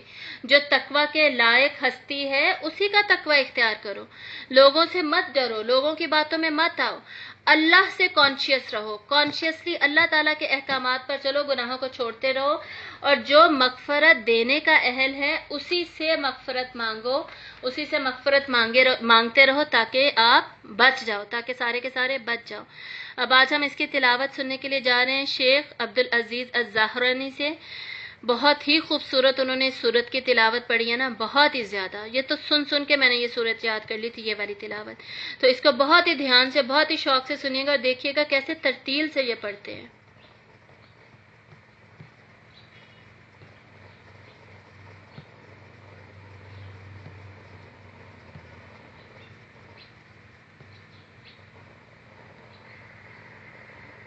بسم الله الرحمن الرحيم.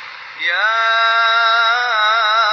أيها المدثر قم فأنذر وربك فكبر وثيابك فطهر والرجز فاهجر ولا تمنن تستكثر ولربك فاصبر فإذا نقر في الناقور فذلك يومئذ يوم عسير على الكافرين غير يسير ذرني ومن خلقت وحيدا وجعلت له مالا ممدودا وبنين شهودا ومهدت له تمهيدا ثم يطمع أن أزيد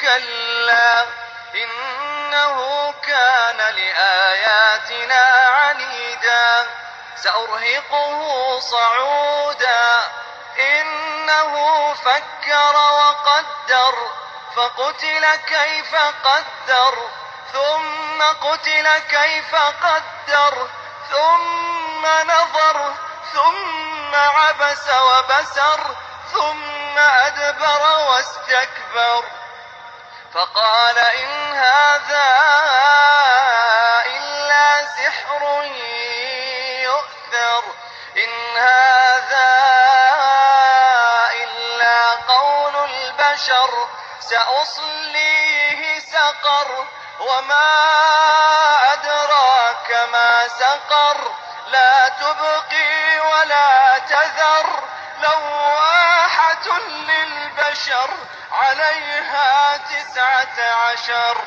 وما جعلنا أصحاب النار إلا ملائكة وما جعلنا عدتهم إلا فتنة للذين كفروا ليستيقن الذين أوتوا الكتاب ويزداد الذين آمنوا إيمانا ولا يرتاب الذين أوتوا الكتاب والمؤمنون وليقول الذين في قلوبهم مرض والكافرون ماذا أراد الله بهذا مثلا كذلك يضل الله من يشاء ويهدي من يشاء وما يعلم جنود ربك إلا هو وما هي إلا ذكرى للبشر كلا والقمر والليل إذ أدبر والصبح إذا أسفر إنها لإحدى الكبر نذيرا للبشر لمن شاء منكم أن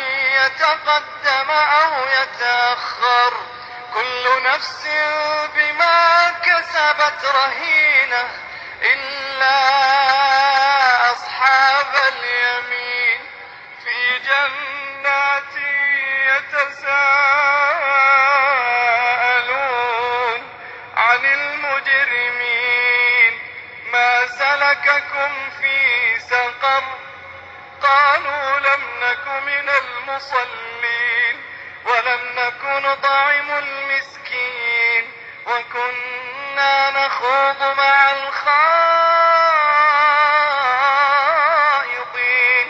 وكنا نكذب بيوم الدين حتى أتانا اليقين فما تنفعهم شفاعة الشافعين فما لهم عن التذكرة معرضين كأنهم حمر مستنفرة فرت من قسورة بل يريد كل امرئ منهم أن يؤتى صحفا منشرة كلا بل لا يخافون الآخرة كلا إنه تذكرة فمن شاء ذكره وما يذكرون إلا أن يشاء الله